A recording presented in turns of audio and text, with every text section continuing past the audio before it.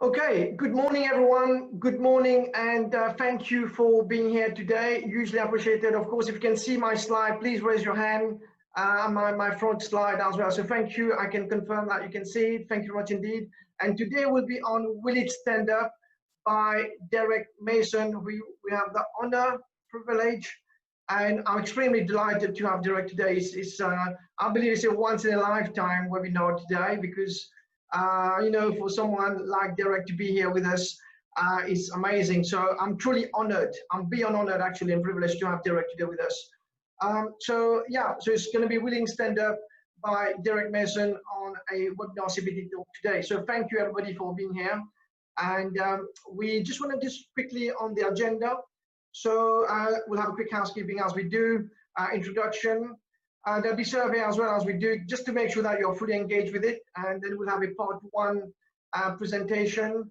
And then again, we'll try to do some question and survey, part two presentation, and then again, some survey, and then part three presentation as well, and then some survey as well. So again, we'll make it as interactive as we can, and then we'll conclude. So we'll be aiming about 11:30 to 11:45, just to make sure that we've got enough. So there's lots of slides that Derek has got, and so here we go.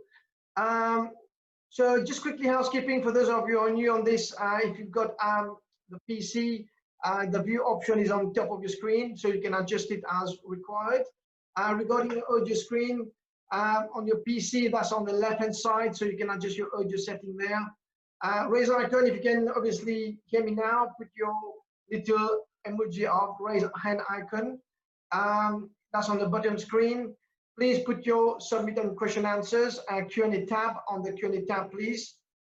And then if you want to leave the webinar, just not because you're bored, but just in case you want to leave because of personal reason, that's on the right hand side of the screen. Of course, if you have a tablet, that's all on top of your tablet. There will be lots of polls coming in, so we'd love to have your participation as well. So once again, thank you to everybody who hears today, and also for Derek. We've got 100 plus of you, and there's about 300 registered on this one. So we can see Derek, a very popular engineer and a global role model. There will be a certificate attendance, so please email me just after the event. Please give me your feedback as well. When you email me, or you can WhatsApp me, all as part of giving back, and also for what Derek is doing today from the UK at 7 o'clock in the morning. So who I am then, I'm not going to dwell too much on that, but I'm passionate about giving back. And this is my 7th consecutive webinar, 7th Saturday. So it's been an incredible, thanks for all your love and messages. And thank you to all the speakers, as well as obviously to today, Derek giving back as well. So I want to touch on that because this is what Derek worked on. And it's amazing. So, and this is the 486 million. The venue for the greatest show on earth, London 2012 Olympic, were delivered on time, to budget, and the legacy is truly remarkable. And I think on 2012, there was a paradigm shift in the way projects were delivered. Plus, the learning legacy is vital for not making the same mistake. So Derek will talk a lot about that as well in terms of legacy, teamwork, and the 7 key principles. So I think this was an amazing, and 8 years on now, we're still talking about the Olympic Park, but also the Olympic Stadium as well. There was a blog which I read, a few years ago, but I refreshed myself. That was the London 2012, A Belief in the Afterlife. And it was written by Sarah Richardson, editor, in July 2016. And she goes on to say that a tour around the Olympic Park in Stratford give instant proof that East London has avoided having its ambition trampled by blight of many past Olympic legacies, i.e. the dreaded white elephant, which we see in many countries. And she goes on to say that there's no doubt that the Olympic has driven development of swathes of much needed home in the region. And then finally, she goes on to say that the combination of agile delivery and unwavering vision has seen the project through a string of challenges since the curtain came down on the 2012 game. As the sporting gaze shift to Rio, in London, the next of the challenge is now beginning, and we already can see the effects of that. So I want to share a video with you, just making sure we've got the sound and everything else with that. Just want to make sure we have a video and just showing you what Derek has been working with an interdisciplinary team in making the London 2012 Olympic Stadium. So here we go.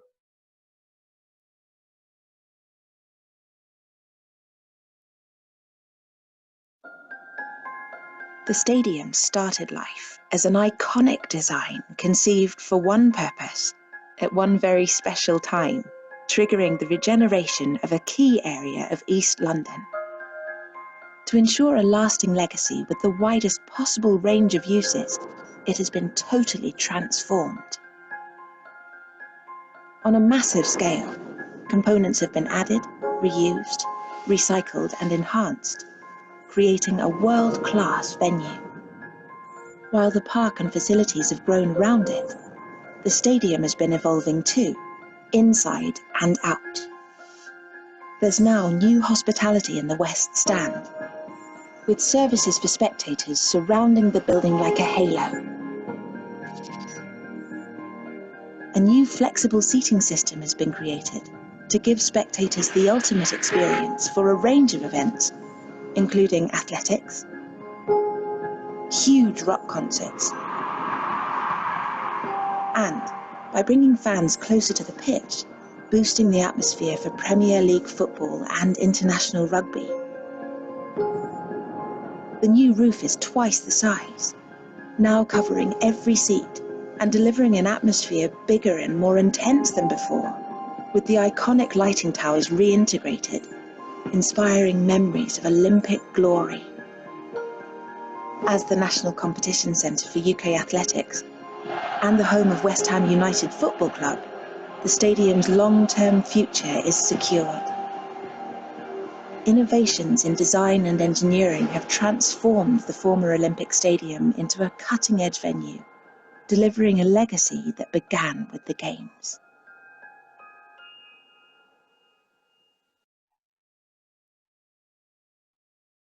So as you can see,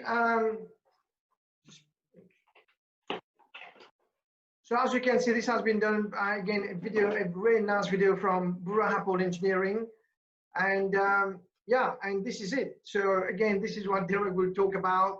The now home of West Ham Football Club. Incredible picture. I love that, and yeah. So I want to do a quick survey before we really kick into the presentation. So I'm just going to say a poll, and then I'll make sure that Derek has a vote as well. So I'm going to launch that poll now, and I'm going to ask you the question. So as you can see there, London 2012 Olympic Stadium. Who has been to London 2012 Olympic Stadium?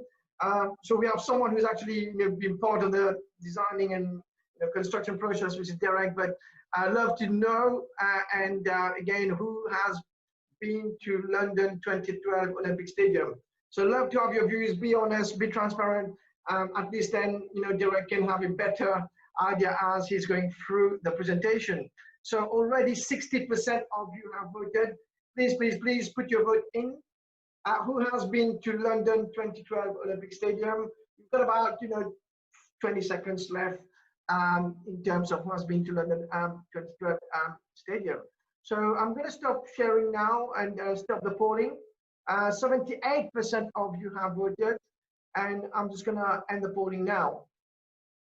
So I'm going to share the result with all of you right now, and there's 10% has been to London 2012 Olympic Stadium, and a whopping 90% has not been to Olympic Stadium. So I'm sure Derek will bring us closer to the Olympic Stadium today. So I'm just going to stop sharing before we now introduce formally Derek.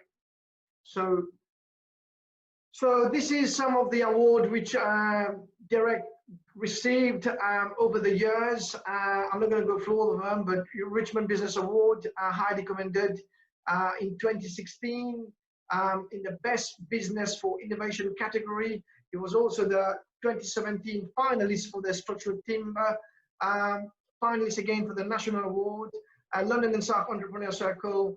So numerous awards there for Derek as we look forward to hearing from him. I've read Derek's book twice. I had to read it once before I do the presentation today. So Derek goes on to say that the book is dedicated to all those people who were told that they could not do something, but held onto their dreams and proved that they could do it, as I have done many times in my life and career. Just a quick one on this. I know this is I'm going to go quite fast on that one. In the book, Derek goes to say that the first day I met my athletic coach, he looked up to me and down and asked me if I've come to waste his time. I did not look at an athlete, and definitely not a middle distance athlete. According to him, naturally, I was rather shocked, but I had a choice. I could believe him and just leave and forget about running middle distances, or I could show him that he was wrong. I was a typical teenager of that age. Things were hard financially at home, and I had a tough upbringing, so I developed a strong will. Therefore, I decided to show the coach that he was wrong in his assessment of me. I decided to learn as much as I could about athletics and to train as hard as possible to be the best I could be.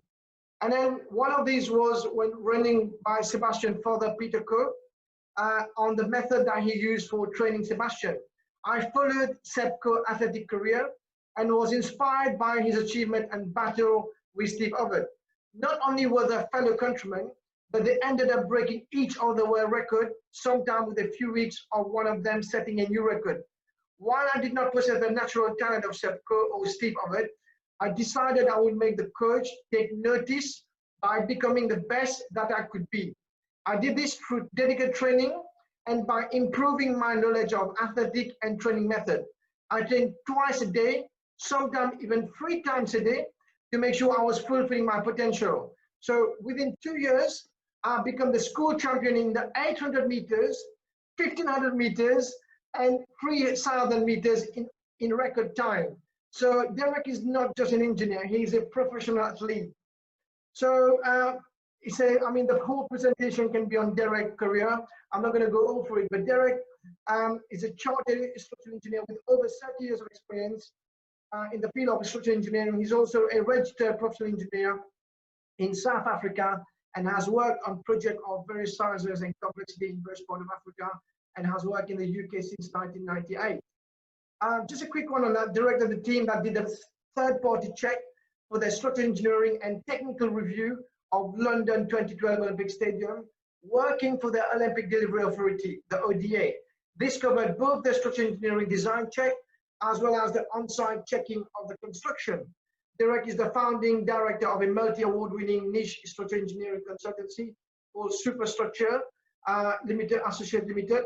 Derek has also been a consultant to Sky News in the UK on the collapse of a large crane into the Sao Paulo Corinthians Arena in Brazil in November 2013, while it was being built for FIFA Football World Cup held in June 2014. And this is a great picture. I know Derek will show that later. Great picture from Lord Coe. I think this is an awesome picture for as we start. So over to Derek. I'm going to now stop sharing, and then we'll get Derek to just do the logistics to get back onto the presentation, talking about the 7 principles of running a successful project. So Derek, all yours as you kicks in, and then if you can just put your video as well. So please put your question in as we go through, and then let's just make sure Derek is sorting out the mutes, and then thank you, Derek. So again, big round of applause, everybody. It's 7:18 in the UK right now. So please, a big round of applause for Derek as we go through. So thank you very much for giving up your time for this. I hope what I go through with you will be of benefit and value to you and inspire you all to be good engineers, construction professionals, etc. All right, so I'll start off with my story. Anil's mentioned some of it, but I was born in South Africa to British parents in a suburb of Cape Town in 1963. I was the second eldest of 4 children, with my brother being 1 year older than me. Like many young boys, we used to do lots of things together. And one of the things we did do was we were always trying to build things. And I remember us saving our pocket money to buy nails and hammers and to make things out of wood. This is where my interest in engineering and construction started. I was always very interested in how things were put together and how they were made. At secondary school, I discovered I had an aptitude for maths and science, and this formed a very good grounding for my future career in engineering. It was during my first year of secondary school, when I was 13 years old, when I wanted to start my athletics career. And as Anil told you, when my athletics coach met me, he looked me up and down, said, you know, what the hell are you doing here? Have you come to waste my time? Obviously, I was rather shocked with that, but then I had two options. Either I could go away and not do any athletics, or I could show him that he was wrong. So what I went and did then, obviously, you know, I was a typical teenager of that year. Things were hard financially at home, so I developed a very strong will. So I decided to show the coach that he was wrong in his assessment of me. I decided to learn as much as I could about my athletics and to train as hard as possible so I could be the best that I could be. My childhood athletics heroes were Sebastian Coe and Steve Ovett.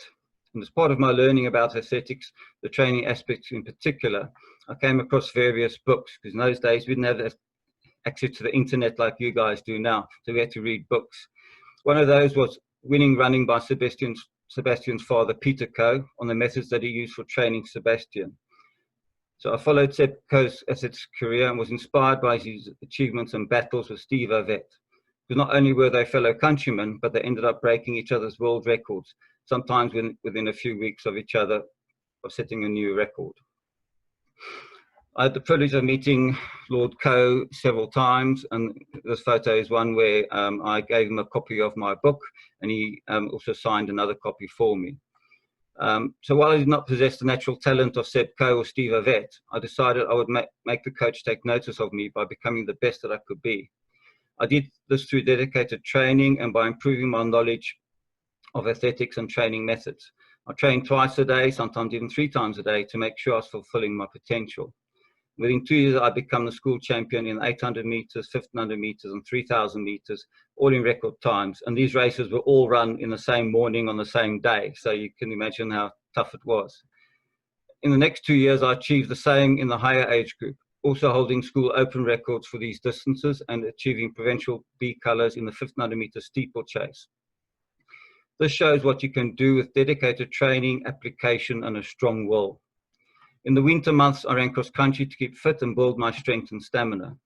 I then progressed to road races, including the 5K, 10K, and 15-kilometer events, and even half marathons.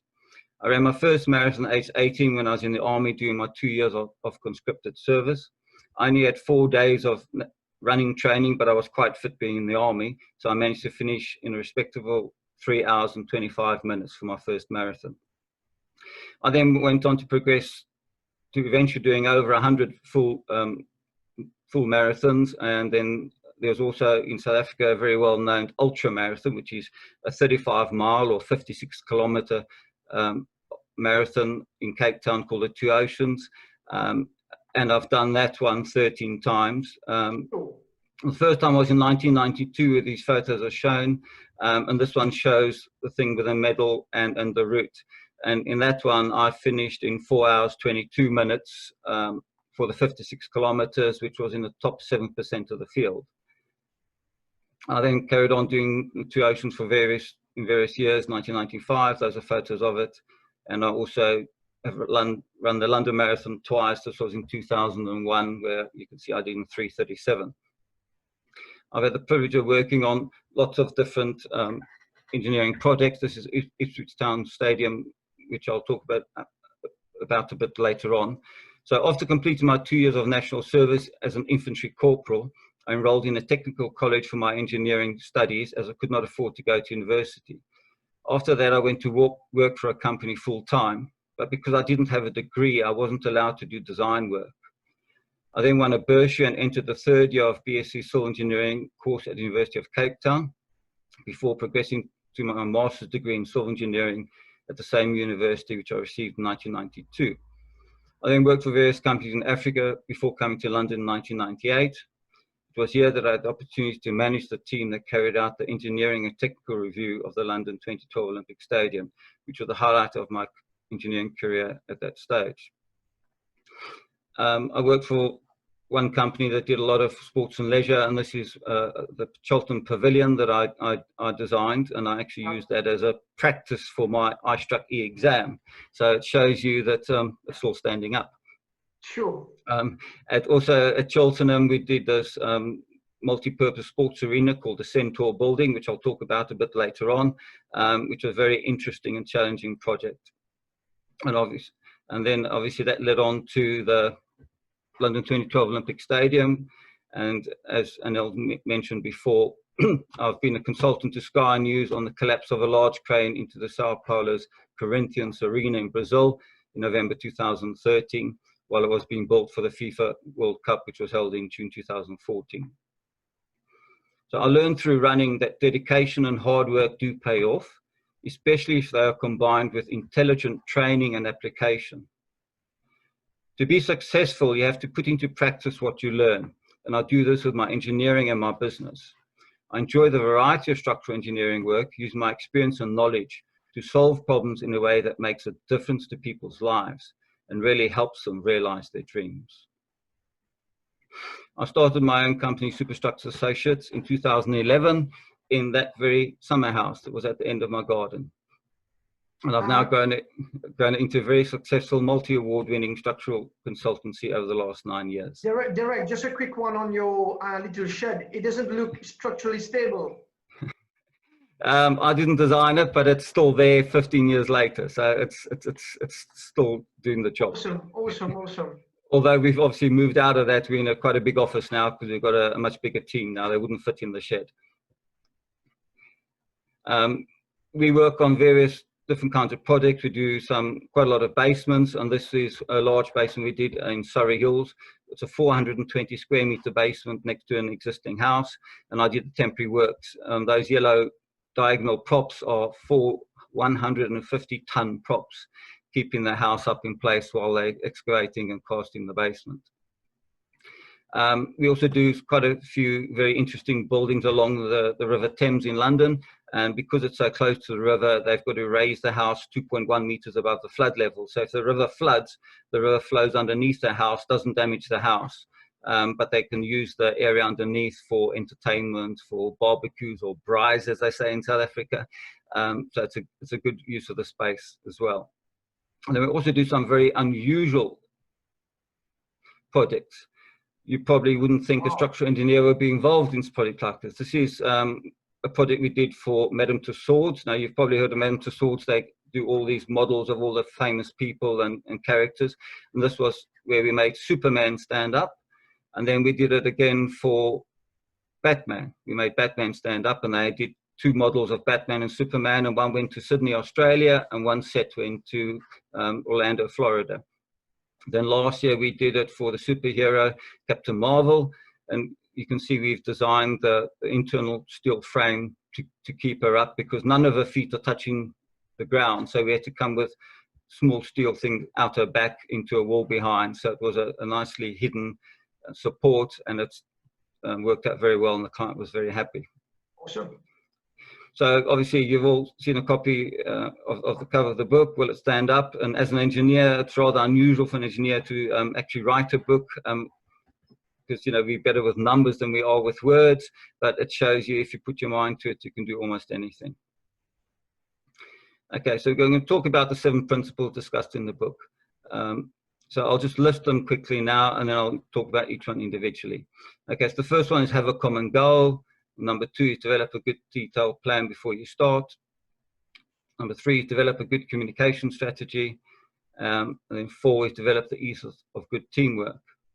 Number 5 is decide the legacy from the outset. And then 6 is develop robust checking procedures before you start.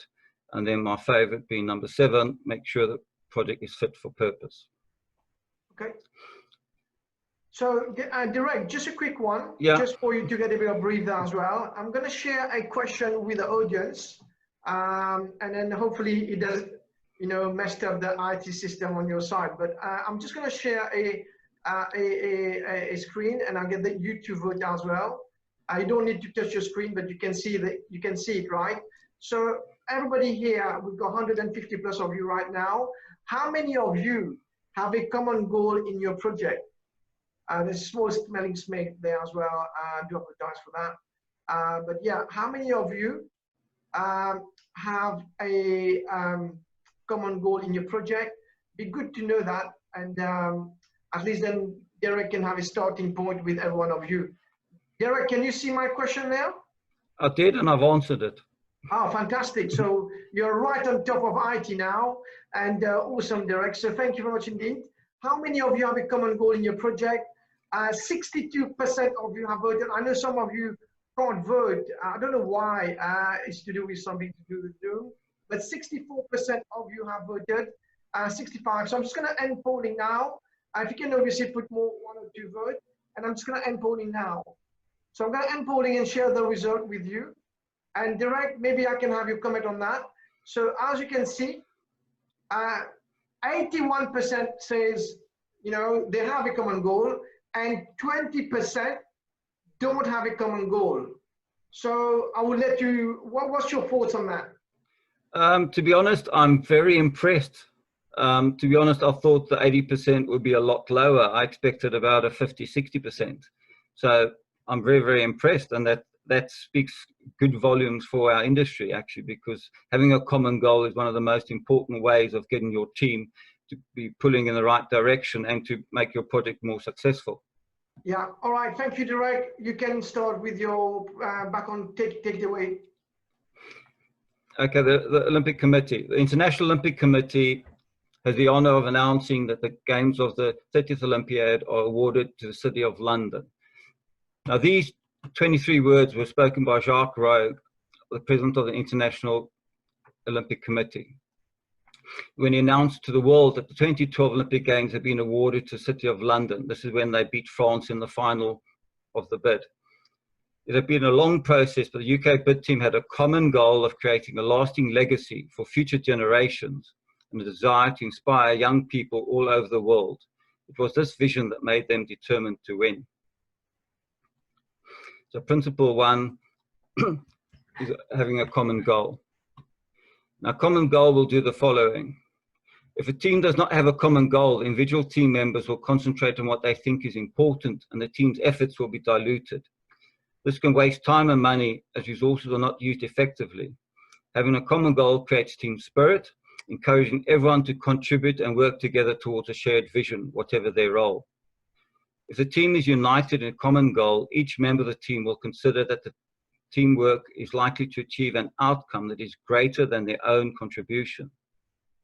So in other words, united team with a common purpose will achieve a result that is greater than the sum of the individual contributions made. And this will do the following. It will give the team and individual members a sense of purpose, so they'll know why they're doing it. It will keep each individual and the whole team focus on what the team wants to achieve. So if you've got a goal, it means you know what you're working towards. It will give each team member a method of solving a problem, dealing with the situation, or developing part of the work, measured against a set of well-defined goals and objectives. This will ensure that solution meets the objectives of the project. And to also give discipline to the work process and avoid wasting time and money on things that are not relevant to the success of the project. This is probably a picture that you're all very well aware of, the Olympic Stadium, showing the diagonal bracings there.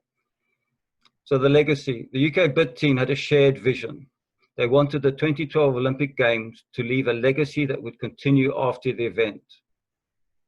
Their vision was to host an Olympic Games that would inspire young people, not just in London, but all over the world to get involved in sport.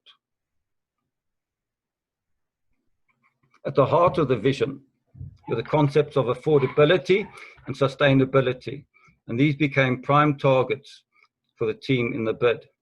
Sustainability is one of the 3 pillars of the Olympic agenda, alongside credibility and youth. Given that billions of pounds would be spent on hosting 17 days of events, the UK bid team wanted to ensure that the buildings and sites used would not become a burden, as happened in other Olympic cities, as Anil mentioned earlier. For example, several venues for the 2004 Olympic Games in Athens in Greece fell into disrepair because Greece was unable to invest in the upkeep after it was hit hard by the global financial crisis. Similarly, many of the Olympic venues in Rio, Brazil started to fall into disrepair less than a year after staging the 2016 Olympic Games. The UK bid team's clear goal was to leave a lasting legacy for young people and inspire them to take part in sports, which impressed the IOC.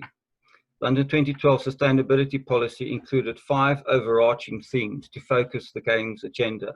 These were climate change, waste, biodiversity, inclusion, and healthy living. The mission of the ODA was to deliver the infrastructure and venues on time and on budget while making the most of the opportunity to create a sustainable legacy for the Games. All this was incorporated into the ODA's Sustainable Development Strategy. Because the ODA was a public accountable body, certain checks and balances had to be included in the design and construction process to ensure that the stadium met the legacy requirements and objectives set out by the London Olympic Games. These included sustainability goals and the need to make sure that the venues were not built merely for profit. The series of teams and advisors audited the objectives set for the Games, and one of these was the third-party checker. The third-party checker's task was to confirm that the concept and design of the Olympic Stadium and the other venues were safe, affordable, and kept to the brief and requirements set by the ODA and the IOC, and that's the part that I played. At that time, I worked for NRM Bobrovsky Structural Engineering Consultancy, which was bought by Capita Simmons in 2008. In NRM Bobrovsky, they won the bid to be a third-party checkers for the Olympic Stadium, but also for the Aquatic Centre, which was next door to it. This company had many years of experience in designing and delivering sports and leisure projects, and these included football stands such as the North Stand of Ipswich Town Football Club, where I showed the photo earlier, and stands at Cheltenham and Sandown Park and Newmark race courses. Within the work that NRM Bobrovsky was doing, my role was to lead the team of third-party checkers, which were carrying out the detailed design checks of Bureau Happel's work for the London 2012 Olympic Stadium. The detailed third-party design checks, which I managed for Olympic Stadium, lasted approximately 4 years throughout the design and construction phase of the stadium. The newly formed London 2012 project team, Team Stadium, took the goal of creating a lasting legacy for future generations, from dream to reality. So the lessons learned. First one is each member of the team signed up to the vision of a lasting legacy. No matter what their role, when they joined the project, they signed up to the vision of this lasting legacy, not only for London, but also for young people around the UK and the world. The aim was to inspire young people to take part in sport and to leave an enduring legacy of infrastructure, buildings, and more importantly, an ideal. In any building project, big or small, it's key to have a common goal that the whole team agreed to work towards and believe in. Accepting this principle will ensure the success of the project just as it ensured success of the UK in its bid for the 2012 Olympic Games. Every member of the team has their strong points, but weaving those strengths into a team that has a common goal and ambition in its understanding of what the project stands for is what brings about success. Okay, so principle 2, the importance of planning. So, Derek, just a quick one before we move to principle 2. We've got some questions. Maybe we can have a breather as well before you move on to principle 2. And there's a question here from Chetan from India. Can we say common goals means aligning all stakeholders' vision in a straight line and direction? So can we say common goal means aligning all stakeholders' vision in a straight line and direction?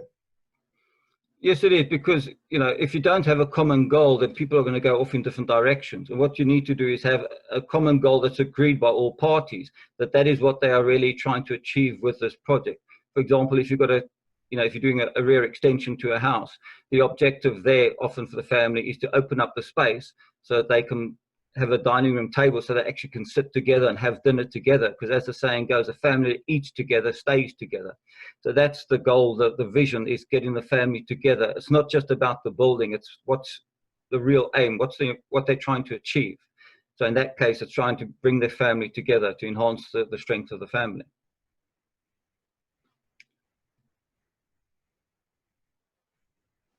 You're on mute. Yeah, sorry, can you, there's another question as well from Rajesh Vora. I believe he's from India as well.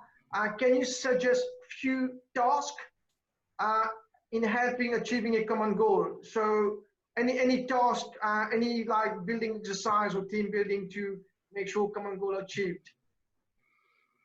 Yeah, I think obviously it's a bit difficult under the current COVID situation, but the good thing is to get everyone into a room together and then to set them tasks about what they think is important for the project. What are they trying to achieve? And it's not just about getting it built on time and budget. That's obviously important, but it's what was the original idea that started the project? Why did they start the project? And what were they trying to actually achieve? Are they trying to improve people's lives? Are they trying to give people clean water? Whatever, there must be a bigger purpose to the goal than just the actual building or what the infrastructure they're putting in. Okay. There's a question from Jason from the UK. Jason is a mentor and a fellow of RIBA.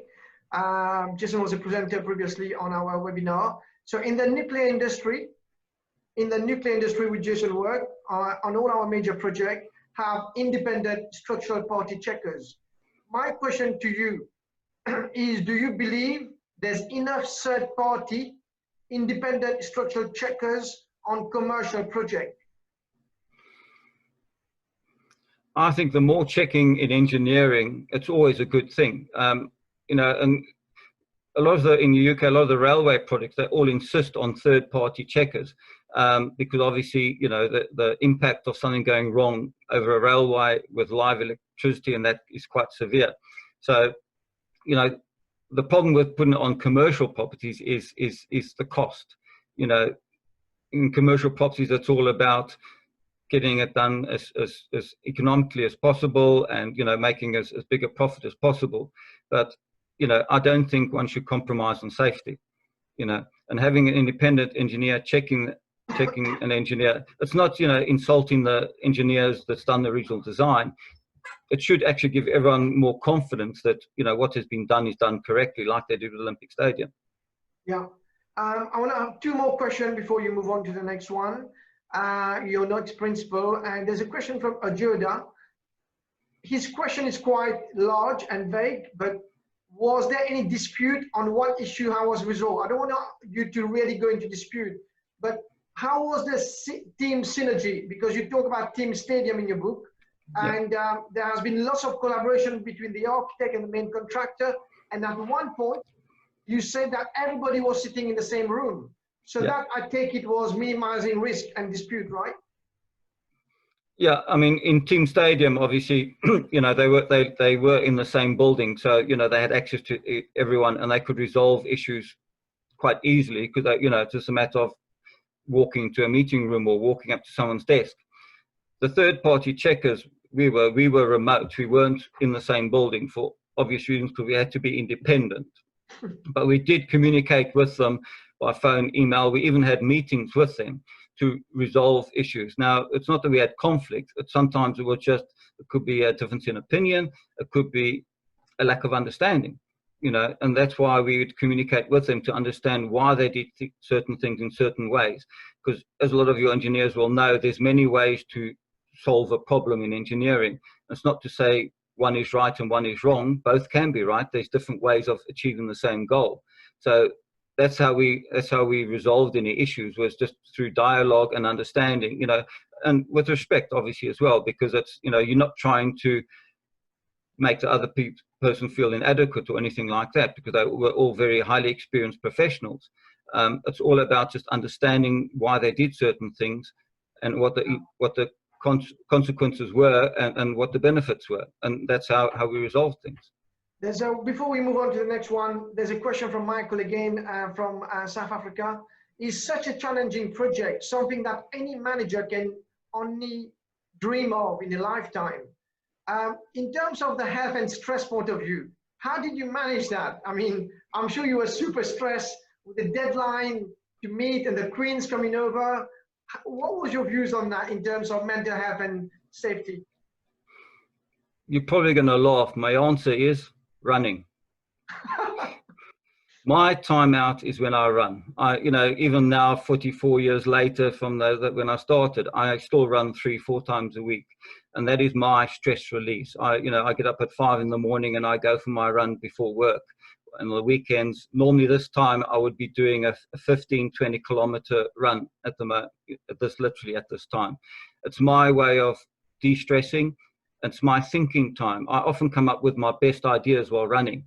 Sometimes if I've got an engineering problem that I can't solve, you know, they say go to bed and sometimes you solve it overnight. I often solve them while out running because I clear my head and I get fresh thinking. So to me, handling stress, you've got to be physically fit, you know, whether it's running, gym, badminton, squash, whatever sport you do, it's a good way of getting rid of stress, de-stressing, clearing your head, and then you'll find that you can handle the stress. I mean, you know, while I managed everything, I did not do everything. I had a brilliant team. We had specialists in all different fields. And my job was keeping control of everything, making sure that things were done on time and all that. And, you know, it can be stressful, but I think as long as you look after yourself, you know, the old Roman saying, healthy body, healthy mind. So that's the way I solve it. Thank you very much indeed. Please proceed with principle 2. Direct, thank you for answering all these questions. Thank you very much. Okay, so principle 2 is importance of planning. So if you fail to plan, you're planning to fail, which Benjamin Franklin says. So the importance of planning, the delivery of a building project can never be overstated and forms the basis of my second principle of running a successful project. Proper planning is central to the delivery of any successful project on the scale of the Olympics or any other scale. Without a plan, you're almost doomed to failure. Some things may go right when there's no proper planning, but this is more by chance and judgment, or as a result of any properly focused effort. In business, it is prudent to do things cost effectively. It's also necessary for the output of the business to be delivered on time and within the budget. Without a good plan, this is unlikely to happen as there will be a poor understanding of the resources needed or proper understanding of the means to achieving the delivery timescale or any clear understanding of the objectives to be achieved. As a consequence, time is wasted and its energy and the resources are unlikely to be used efficiently or effectively. Poor delivery and a substandard service always risks ruining a reputation with the client.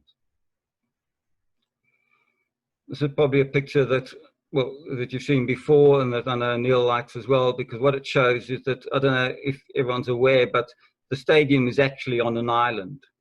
Wow. It's surrounded by water, and there's 5 bridges that actually connect it to the surrounding land.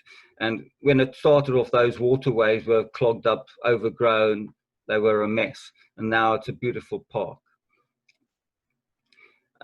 Okay, so for planning, the first thing you've got to do is you've got to develop a detailed plan before you start.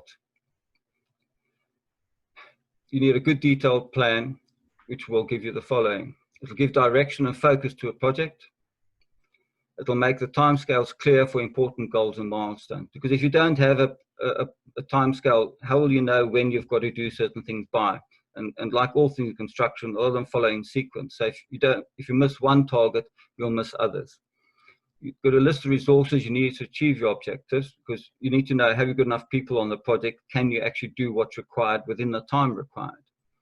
You've got to assess the range of skills needed to achieve the objectives. Like I did, I had specialists in all different areas that helped me solve the problems and check things, because I couldn't do it all myself. You know, you need a team to help you achieve these things. You've got to make it clear how you're going to deliver the project. Your team needs to know how are they going to do it, where do they fit in, what part do they play. And you've got to give proper understanding of the time scales and program for delivery. And this is what you measure things against, because if you don't have a program, everyone will just drift on. You know, there's a law that says the job often will find the time to fill it if you give them lots of time. So, you know, you need to have, it's got to be an achievable program. It's no good putting a program that's totally unachievable from day one, because you'll be playing catch up all the time and people will lose faith in the program. And you've got to build a good solid reputation of having the ability to deliver a high quality, cost effective service. One of our strong points as a company is our clients tell us is that we do things when we say we will. And that means so much in construction, because people can rely on that, because we are just a cog in a system. And, you know, they need to know when we will give them things so that they can then plan when they will do things, contract, etc. So the lessons learned. So one is get a detailed brief before you start and make sure you fully understand the client's requirements. This is so important.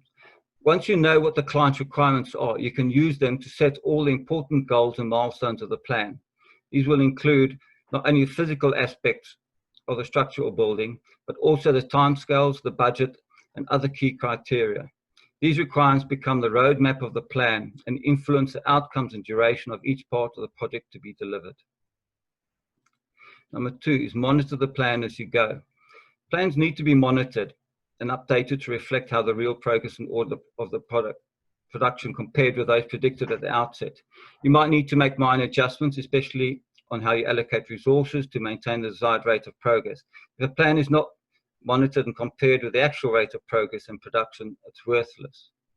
That said, even the best laid plans, the unexpected can happen and derail the smooth running of a project.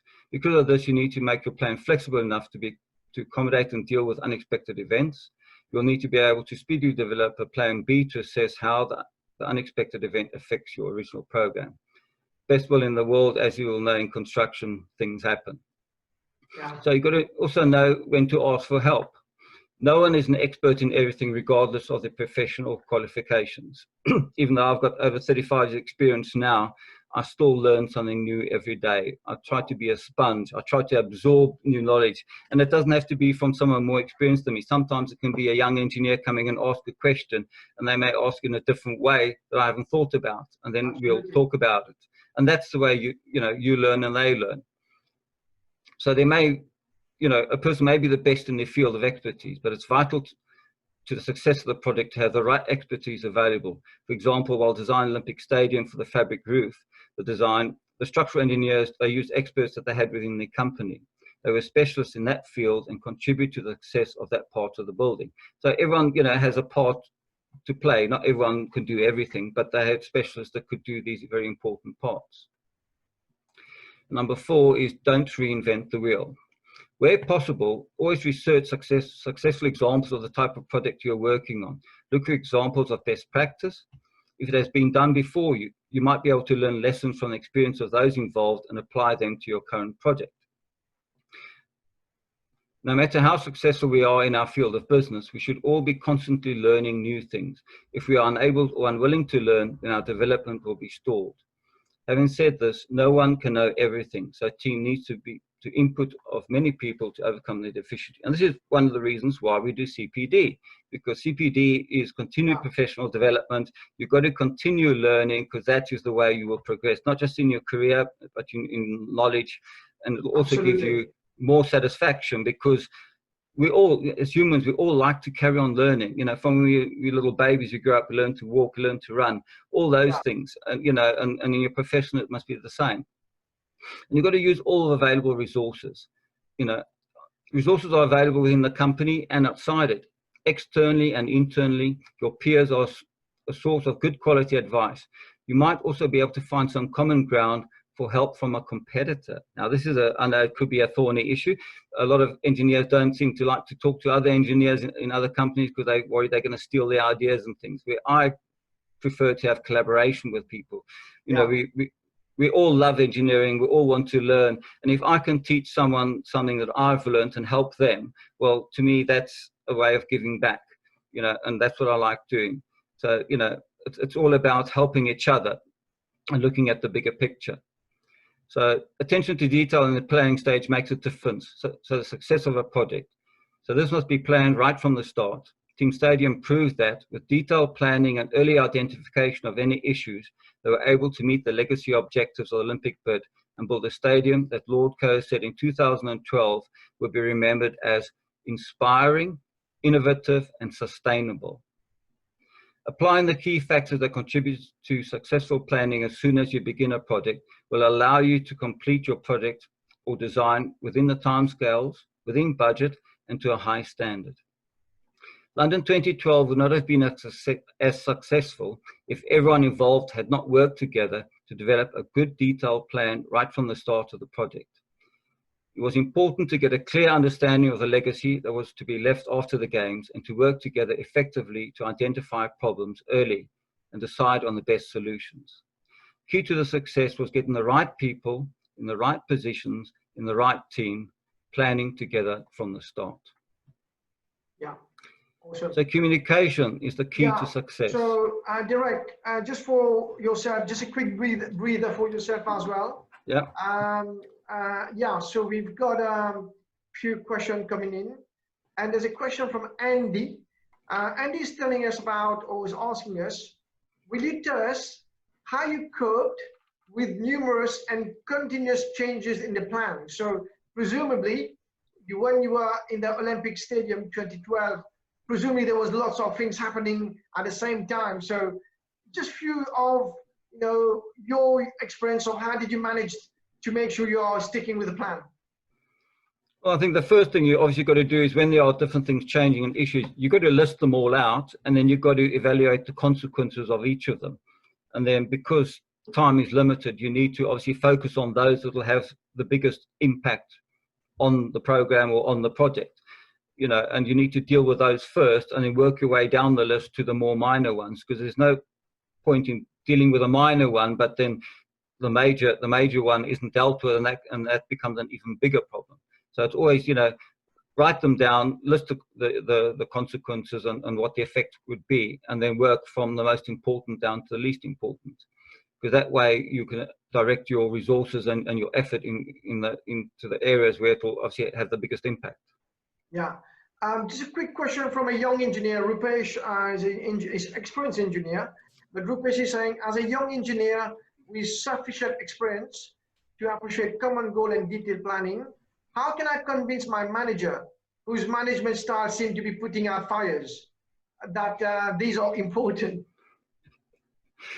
That is a very good question. See, obviously everyone is different, and they approach things differently. But if the manager is putting out fires, it's obviously showing that he's not really planning properly. Because if he had planned things out, then he would have less fires to put out. The problem is really getting to actually start planning. And I think the young engineer, what he could maybe do is work out a plan for what he needs to do, and then try and show the manager how it's helping him, and then subtly try and ask the manager if he could help the manager plan something on his side, and that way he can start showing the benefits to the manager, and then hopefully the manager will look at it and say, well, yeah, this seems to be working, I can try doing a bit more, but it needs to be done in a subtle, careful way, because you don't want to put the manager's back up in the sense that you think, make him think you're trying to take over from him. Yeah. Because results speak for themselves is the way I work, and if you can prove that something works, well, then it takes away their arguments. So that's the best way to plan, I think. Thanks, Rupesh, and he's from Dubai and that one. Thanks, Rupesh. And just a quick one before we move on to your next one. Did you use BIM in the project extensively? That they did, yes. I mean, we obviously had 3D specialists, because we had to use those to get the geometry right, because as third-party checkers, we didn't get their analysis model, we didn't get anything. All we got were their drawings and obviously their specifications. So we had to sort of recreate that in our own way, both from the geometry and everything. And that's the way we did it. And obviously, I didn't have that available when I did my book. So all the 3D things in the book, they were done by my CAD person from photographs and drawings and things that I had. So, it just shows that, in fact, we've done it twice. Obviously the BIM models that we did for the book, those visuals, they weren't as detailed as the ones we did when we did the third-party checking. But it just shows that you can create those things from photographs and things like that. Just a quick one for all the engineers listening as well. When you said recreate everything, did you have to recreate the model, the calculation, everything else, just to make sure you're right on top of it? Yeah. We had to decide on our own loads and everything as well. You're not given, because that's the thing about being a third-party checker. You are totally independent, and you've got to check what they have shown on their drawings works, and that's why, as third-party checkers, you create your own models, your own designs, your own loads, everything, and then you've got to obviously check what you get and then compare to what they've got, and if there's a difference, well, then you investigate why is there a difference, and that's obviously part of when you communicate with other engineers to understand why they did things in certain ways, or why they why they ended up with what they had.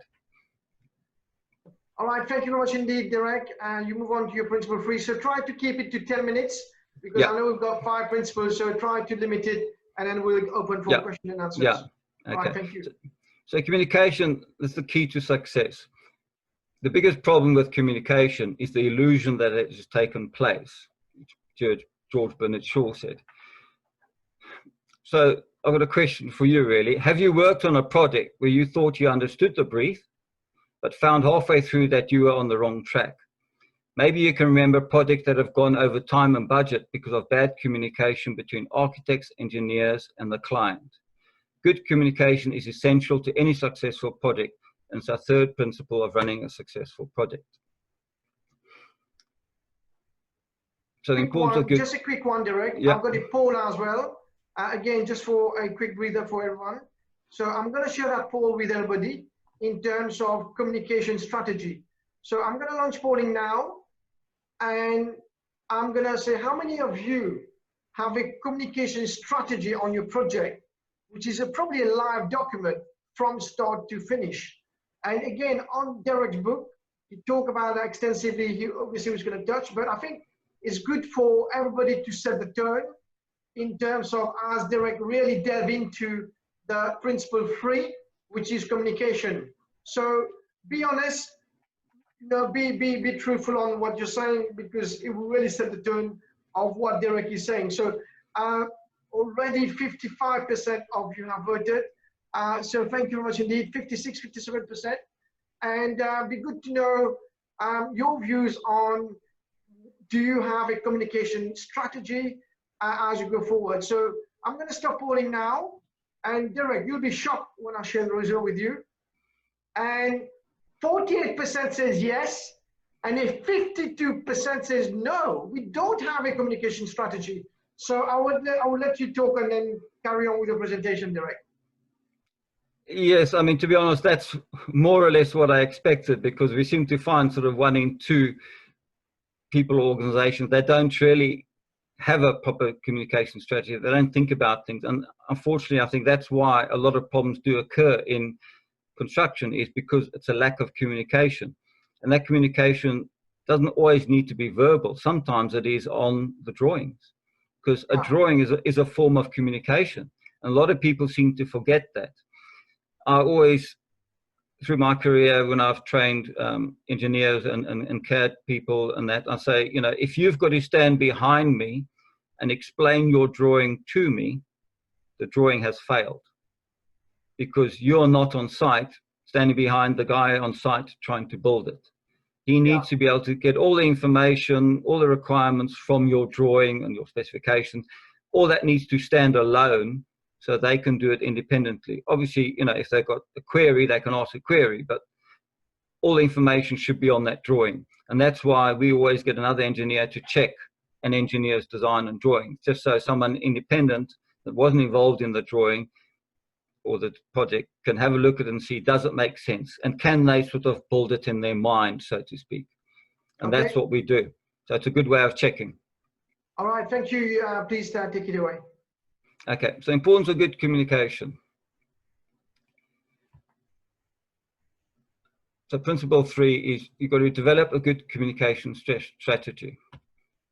With an effective communication strategy in place, information will flow naturally. Without this, delays can happen and put the whole project behind. If open communication is achieved among the team, the project will progress at a much faster pace with fewer risks involved.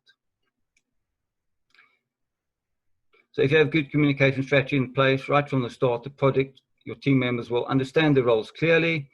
They'll know what the responsibilities are, and they understand what others expect from them. And they also know the timescales they need to work within. As we said earlier, if you give them too long, the job will take longer. So, it needs to be realistic, but within what you expect. So communication strategy. When the Olympic Stadium was completed, Sir John Armour, chair of the ODA, said, "We have proved that Britain can deliver a construction and civil engineering project of this size on time and on budget." At the heart of their success was a communication strategy that took account of essentials. Having the right team in place, knowing the timescales and budget, and being clear on their key deliverables. So what makes a good communication strategy? You know when a team has achieved an effective communication structure when everyone involved in the project knows what they're doing, knows where they are at any point during the project, and they can get the information they need in a timely way from decision makers. A strategy that encourages open but honest questioning and communication and creates a no-blame culture prevents hidden agendas developing between those involved. It also reduces the number of risks that are left unidentified and problems left undiscovered. Open communication helps make sure that risks and delays are identified as soon as they occur and plans are put in place quickly to resolve these issues. As an industry, construction clients don't like surprises, as they usually end up costing time and money. On projects at the scale of the 2012 Olympic Stadium, regular design team meetings where the whole team got together are a key part of communication strategy. These team meetings allow you to find out what the stage team members are at and compare this with where you expect them to be on the program. Yeah. Meeting can be solution focused, identifying ways to do things more efficiently, or they can look at whether they need to bring in particular specialists to help resolve any risks or any specific issue. All members of the team stadium knew that the goal to London 2012 Olympic bid was to regenerate the East End by including the ideals of sustainability and legacy and inspiring the younger generation to take part in sport. London proposed a new type of experience for the Games. The organisers acknowledged the interest in and spirit of the event itself, but they also wanted to leave a legacy. What would happen if after the Games was a high priority and important consideration right from the beginning of the process? The communication strategy at the heart of the London Olympic project brought out the best of the team involved, enabling them to come up with a design that was structurally feasible. As a senior principal architect from Populous, Rob Sherd said, "The design is a response to the challenge of creating the temporary and the permanent at the same time. That is the essence of the design for the stadium. A new era of Olympic Stadium design will be launched in 2012, demonstrating how a successful event can be blended with the long-term needs of the community." So then the lessons learned. Number one is consider the team location. So one of the main reasons Olympic Stadium was finished ahead of time and within budget was successful communication strategy, which was in place from the beginning of the decision to appoint the members of the team stadium. At the core of the strategy was the fact that all the team members had worked together in the same building. Not only architects, the engineers, mechanical, electrical, but also the client's representatives. Given that the client is usually in a separate building, only speaks to architects, this was unusual. It meant the client was involved in all discussions, not just the architects, but also the structural engineers and mechanical engineers. Although there were monthly design meetings, the team didn't need to wait for those meetings to make decisions, which meant they had fewer delays, had an informed client that could make decisions quickly. So, Derek, just a quick one. When you talk about team location, yeah, do you mean the team was scattered on the site? Yeah, so they were in very large porter cabins, but they were air conditioned and all that, so they were comfortable. But they were in porter cabins. I think they were 3-4 stories high, some of them. So yeah, there was a big area, and they were all located there. And when we went to go and have meetings with them, we would go to the site and meet them in meeting rooms in these porter cabins. Wow. So and that's when I say porter cabins, it's a very big temporary accommodation, really, more than just a porter cabin. But yeah, and it worked because everyone was together and the communication was great, and they had access to everyone. Awesome, thank you. Okay, so 2 is use of technology. So use technology. Everyone has access to documents, presentations, and latest drawings and designs, which are then downloaded from the main server. Because there's nothing worse than realizing you're working on an outdated drawing because someone hadn't given you their latest drawings. The team's computer system would notify all the relevant people when new drawings were uploaded. Having up-to-date information contributed to the faster decision making.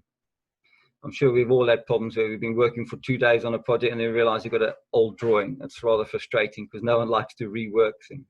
Yeah. So the third one is apply your previous experience. And this obviously, helps, the more experience you got, the better it is, but this is the way you learn. So you've got to apply your previous experience. The team stadium had worked together on the Arsenal stadium, and they brought many of the systems and procedures that they used on that project to the Olympic project. The Arsenal stadium had been delivered on time and on budget, and as a tried and tested team, they were chosen for London 2012 project. So good teamwork. Teamwork is the... Just a quick one as well. I've got a nice quote which Michael just shared with us. And he goes on to say, and Direct, you like this one, he goes on to say that sometimes the communication strategy is not communicated. Yes, that happens as well. Have you been there in your 35 years experience? Yes. Sorry. Yes, I mean, you know, sometimes when you ask that question, I mean, I think I've told you this, I've got a very simple rule. The only silly question is one you don't ask. So don't be shy to ask questions. And sometimes, you know, you'll ask a client or something, have you got a communication strategy? And they say, oh, yes, yes, and they'll pull it out of a drawer. It's no good in a drawer. It needs to be done and used and shared amongst the team. So, yeah, you know, that's what I say, always ask questions. Because that way you'll be surprised at what you learn. Yeah, thank you, Direct. You may proceed with principle 4. Yeah, so good teamwork is essential for a successful project. Without it, a team will not pull together, conflict will set in, and competing views will slow down the plan. This all makes it less likely the project will be completed within the time and budget. In 2012, Team Stadium showed how the principle of good teamwork contributed to the stadium being built on time and within budget. Okay, so principle 4 is develop the eases of good teamwork.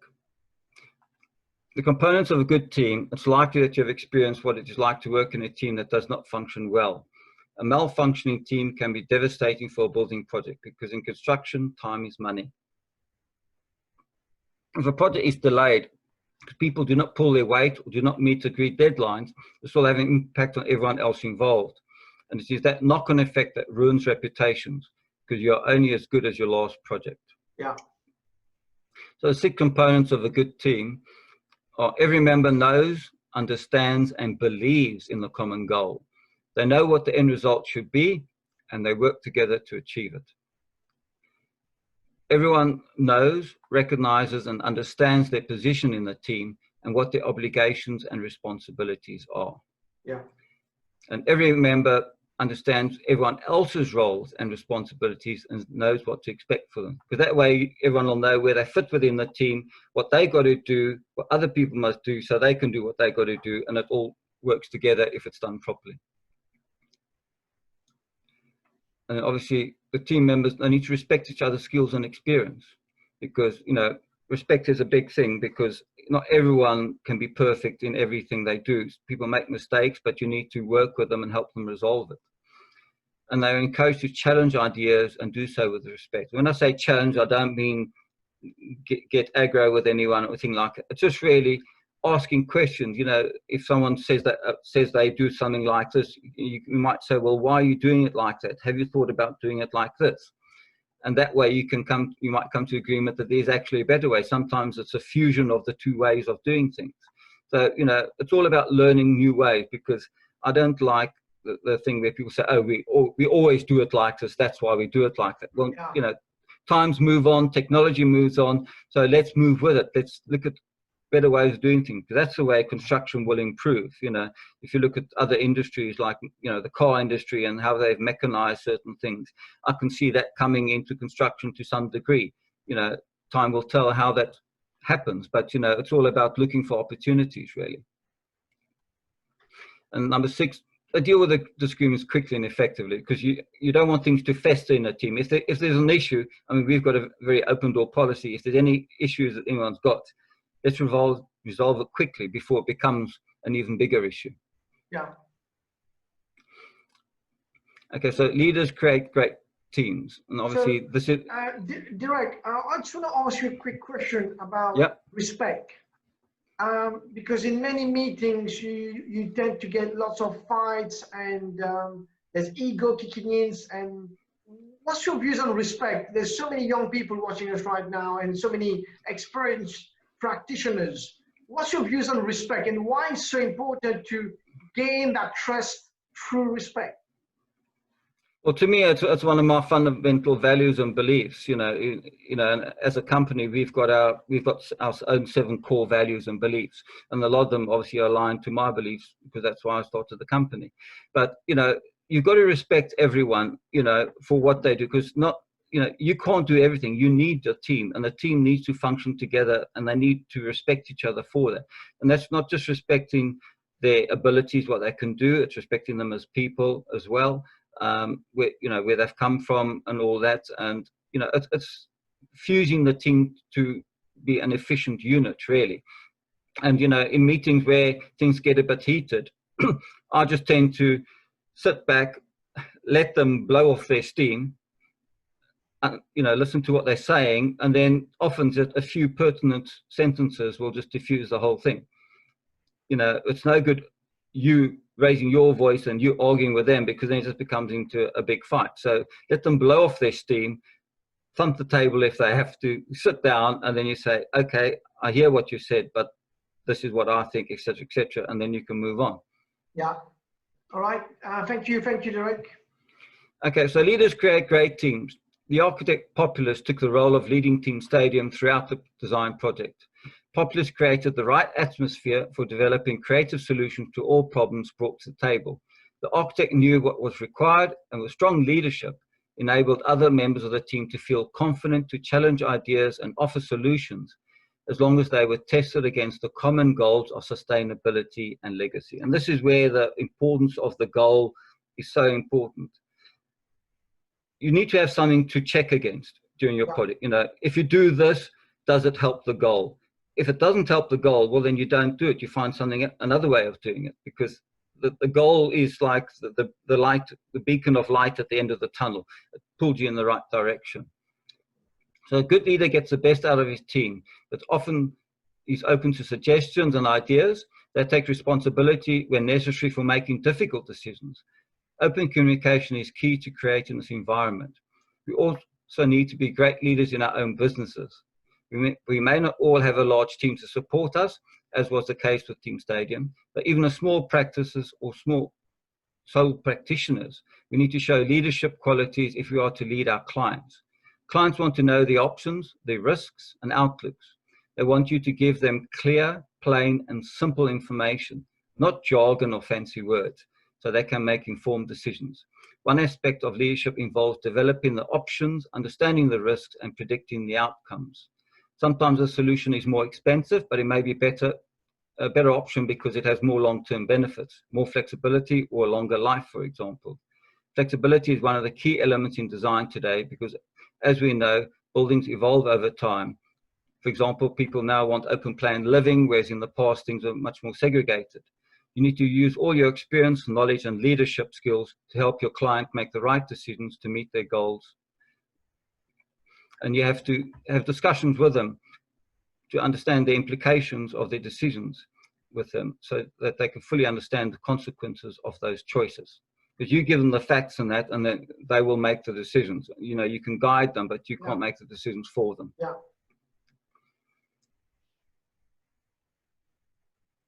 Okay, so lessons learned. You've got to know the strengths and weaknesses of each team. I'll go through this quite quickly. You've got to understand the common goal. Yeah. Because as I said, the goal, that's what you're all driving towards, and it'll help make your decisions. You've got to encourage clear, honest communication amongst the whole team and recognize the value of everyone's contribution. When I say everyone, I mean everyone. It's not always the boss or that has the right decision or the right information. Sometimes it can be the younger engineers, the CAD people.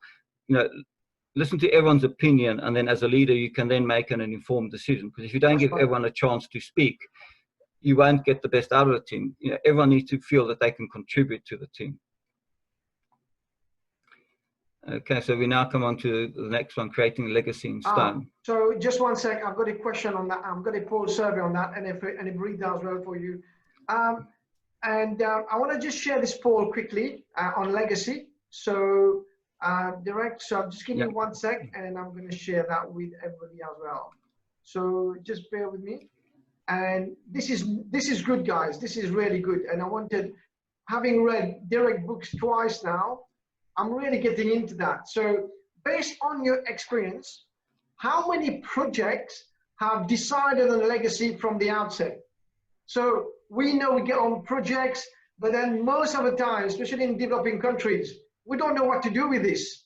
So there was a question earlier by Jason, talk about many stadiums around the world are actually white elephant, and we don't know what to do. So based on your experience, how many projects have decided on the legacy from the outset? 30% of you have voted, so we'll give you about 20 seconds to put the vote in.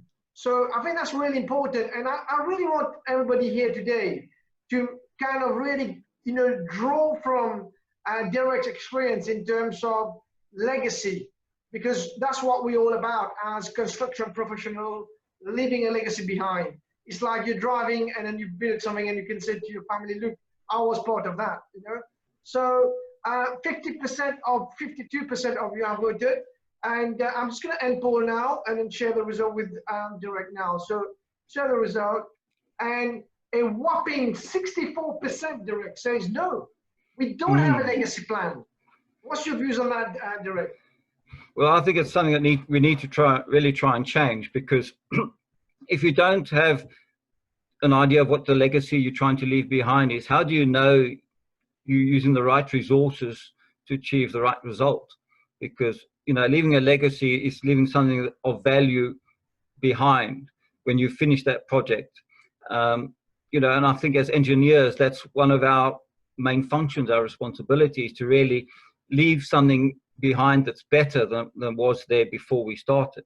You know, and that's whether it's a building, whether it's an infrastructure project, giving clean water to people in Africa or India or wherever. You know, you want to be able to look back and say, well, yeah, I made a difference. And to me, that's the legacy that we as engineers and construction professionals really should be aiming to do.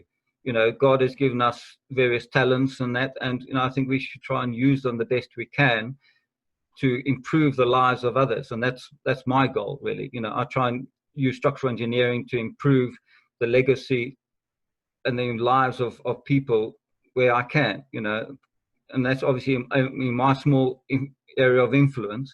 But if we all do that, that can all add up to quite a massive change.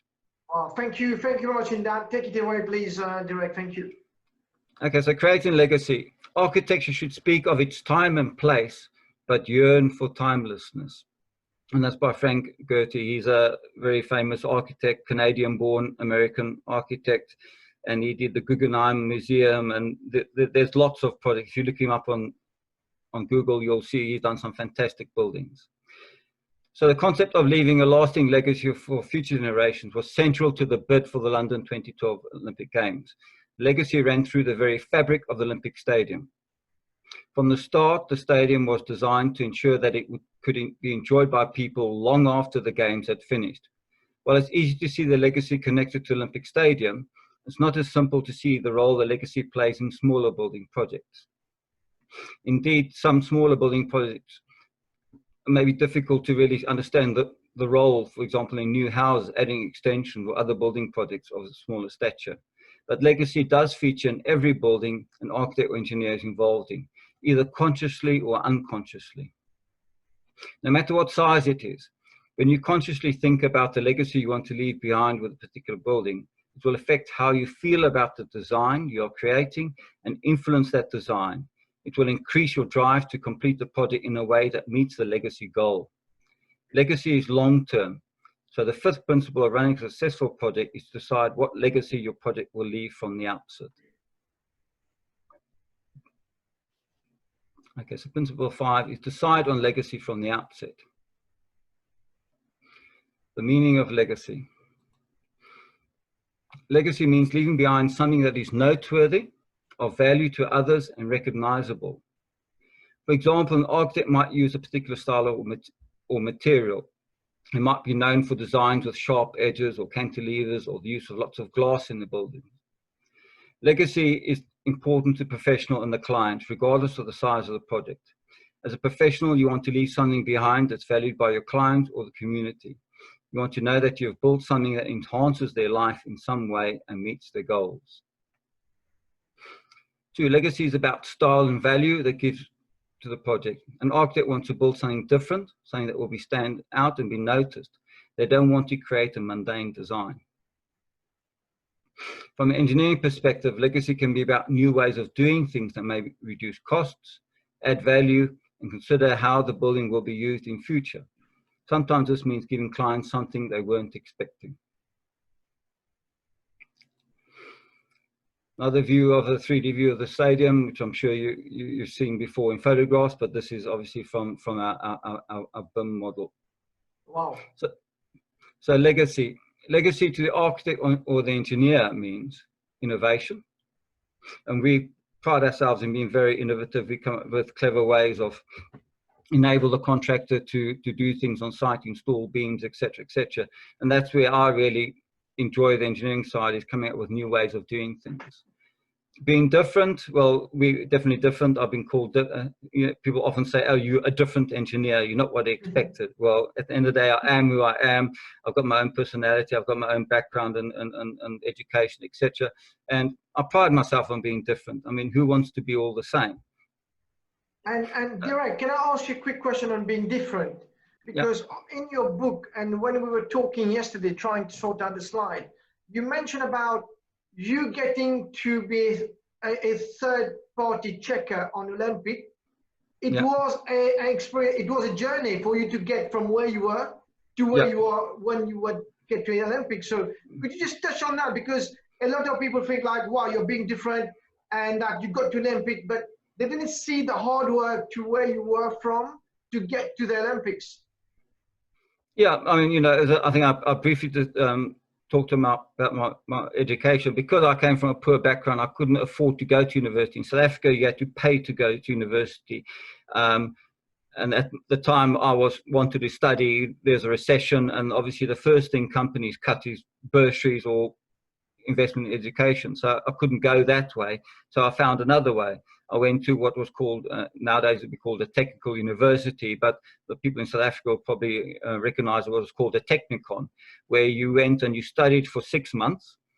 And you studied from 8 a.m. in the morning till like 6 o'clock at night. So it was long days, but you basically did a year's work of study in 6 months. And you then went and worked for 6 months. So you got practical experience. And that was a good way of getting into engineering, because you applied very quickly what you'd learned, because you were working for 6 months. And what I did is, when I worked, I got paid. So I saved most of my money up to help pay for my studies for the next 6 months. And that's how I got my technical qualification. And by doing very well at that, I mean, I finished third in the country in my final year. I used those results to win a bursary to then go into third and fourth year to become an engineer. And I then went on and did my master's. So it just shows, if you really want to do something, you will find a way. And then by getting the education, obviously I worked in various parts of Africa, and I came to UK, and then I joined various firms. And then when I joined Jan Bobrovsky and Partners in around Bobrovsky, I was fortunate enough to get involved in sports and leisure projects. And then, you know, I did various racecourse stands, Sandown Racecourse, and then I did the Ipswich Town North Stand, and then various projects at Cheltenham, you know, the ones I showed you the photos of, and particularly the Centaur building. So basically it was an increase in experience in sports and leisure projects that enabled me to get the experience and ability, and obviously the confidence to be able to take on a project as big as Olympics. Now, I can't take all the credit for it. You know, obviously, you know, the company won the bid, but, you know, we all worked together to win the bid to be selected, because, you know, you had to tender for it. You weren't just appointed for the third-party checkers. And then when we won that, then, you know, the MD appointed me, you know, to lead that part of the team. I looked after the stadium. There's another engineer, he looked after the aquatic center. And, you know, we did help each other. If he went on leave, I looked after the aquatic, and vice versa. So it was good to see another side of the projects as well. So it's all about, you know, improving your experience, improving your knowledge, you know, doing CPD. You know, all I say to my young engineers is be a sponge, absorb as much information and knowledge as you can, and then find ways to apply it. Because it's one thing to learn something or read something, but if you don't apply what you learn, you haven't really benefited from it. So you've got to apply it. So the same in athletics and the running. You know, you read about new training methods. Well, if you just read and do nothing, well, that's not going to help you. You need to apply them. So it's all about application. So, you know, that's how my journey enabled me to get to where I was to eventually, say, lead the team for Olympic Stadium. Thanks, Derek. So we've got about half an hour to try to conclude all your principles. Yeah. We get there. Okay, and then obviously doing things in an unusual way. You know, as engineers, we like to do things differently. Obviously, there's certain basics you've got to maintain. You know, you can't defy gravity and things, but you know, you work with what you've got and you look at different ways of doing things. But then, you know, to your client, legacy may have something completely different. For him, the meaning will be he wants to have a better lifestyle. You know, he'll be developing this building, so he has a better building, you know, a better investment. He wants to have something to be proud of. You know, if he's going to spend all this money with this building, he wants to be proud of what is achieved at the end.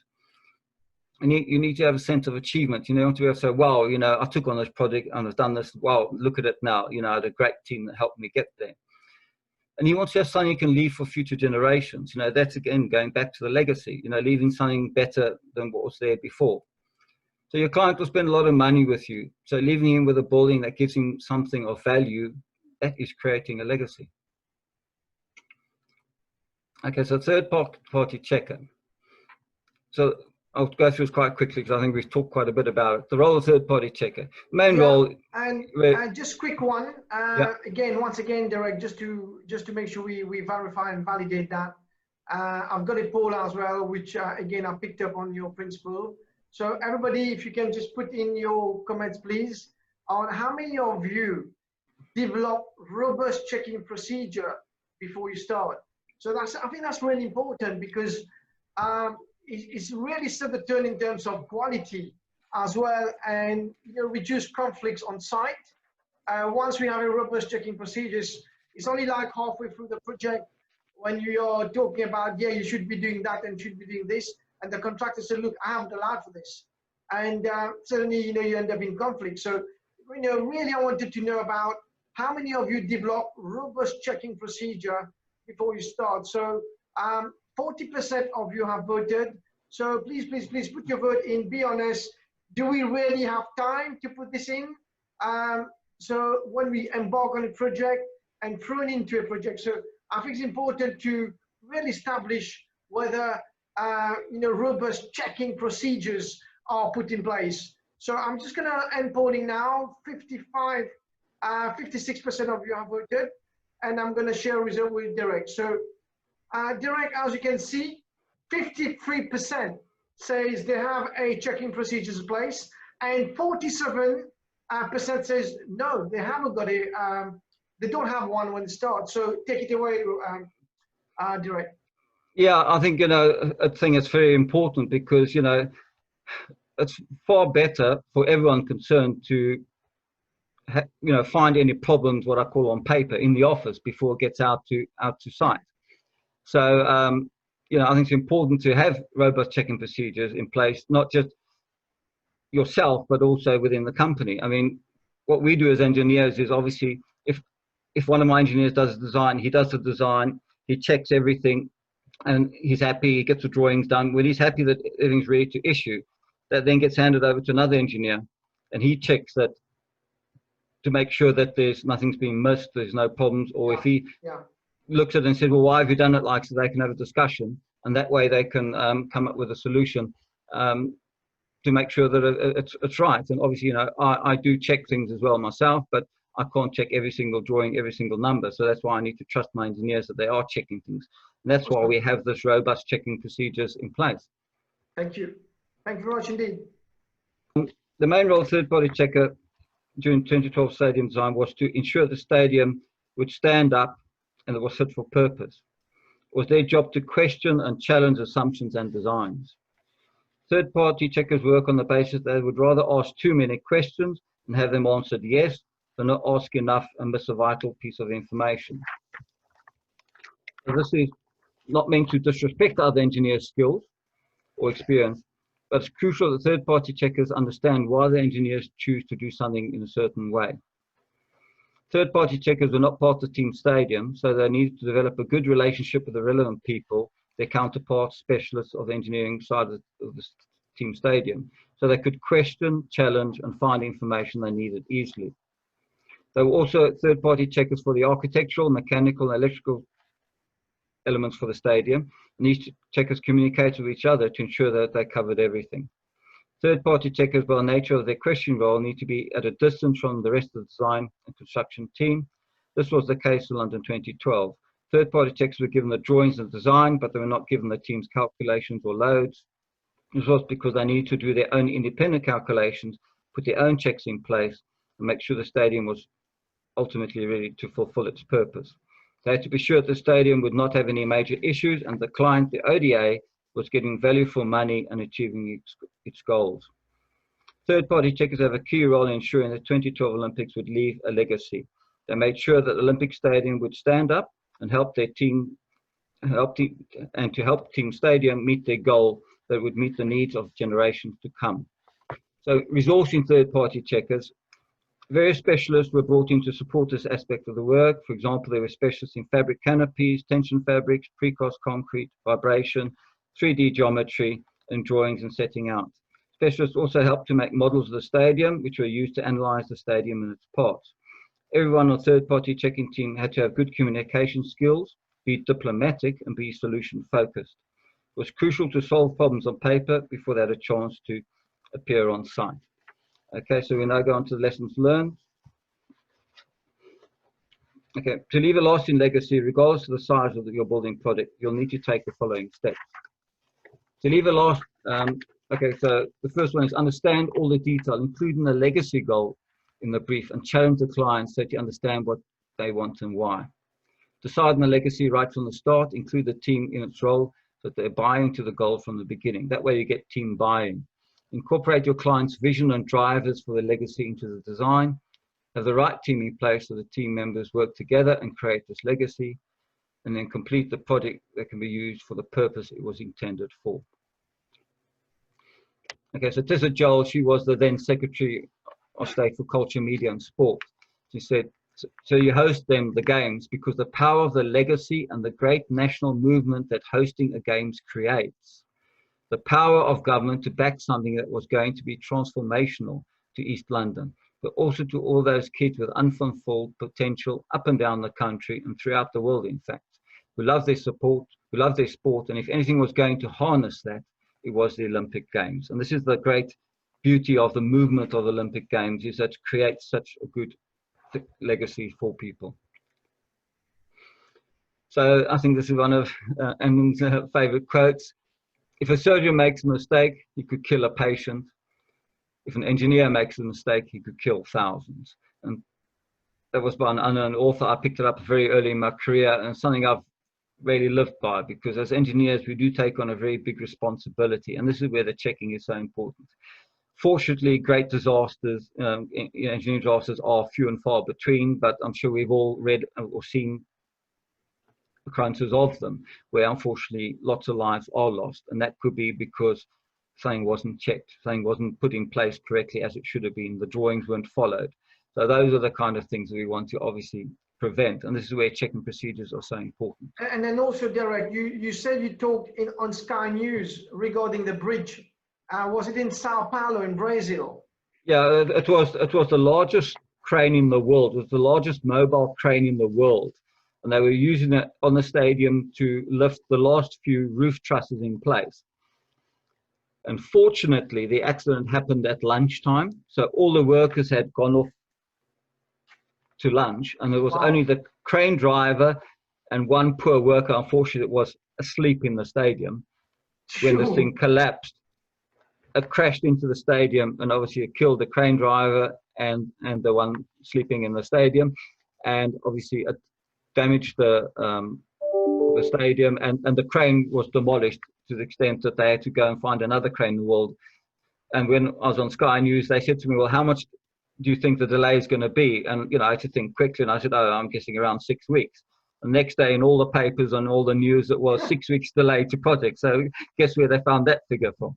So I've got there's a small video on our website about that under our one of our headings things. Okay, so principle 6 obviously is checking procedures. So you've got to develop robust checking procedures before you start, and you need to start from the beginning.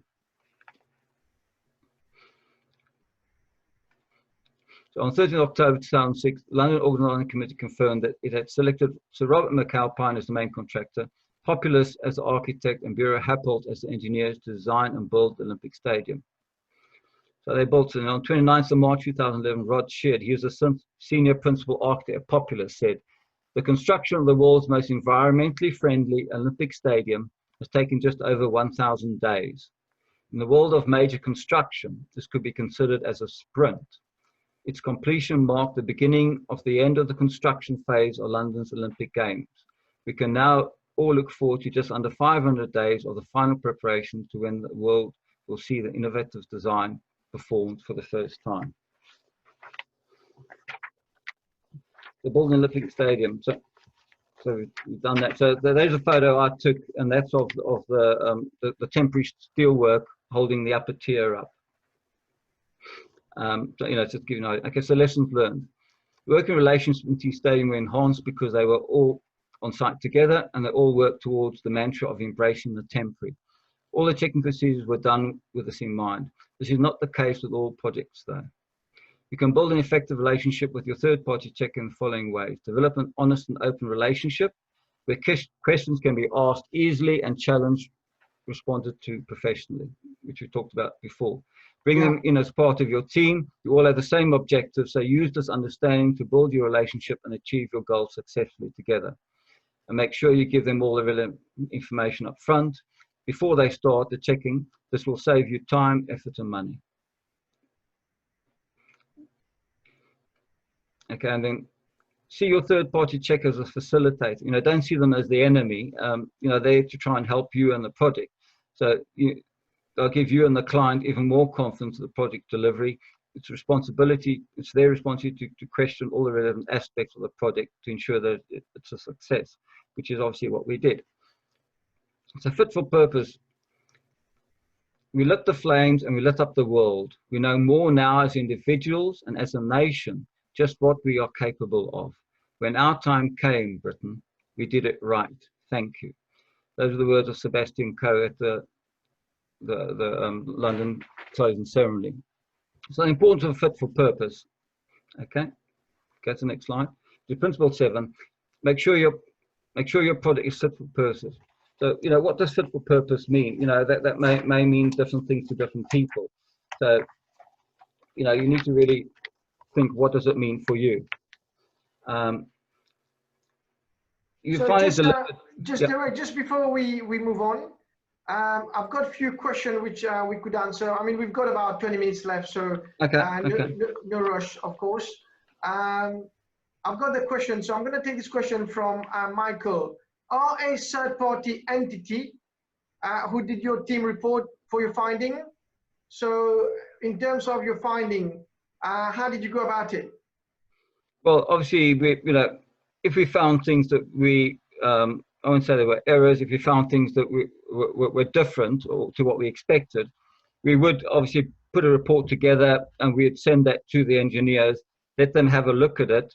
And then sometimes they'd respond just to the report. Sometimes we'd end up having a meeting. Often meetings were the best ways to resolve things because you can do them quicker and you can get that dialogue going. So it's really, it's again doing whatever you need to do to get to the objective. So while reports were there and that, that they were a good way of doing the information. And making sure that the communication was there. Yeah. Just one question before we move on to your final principle. Yep. There's a question from Rajeshwara.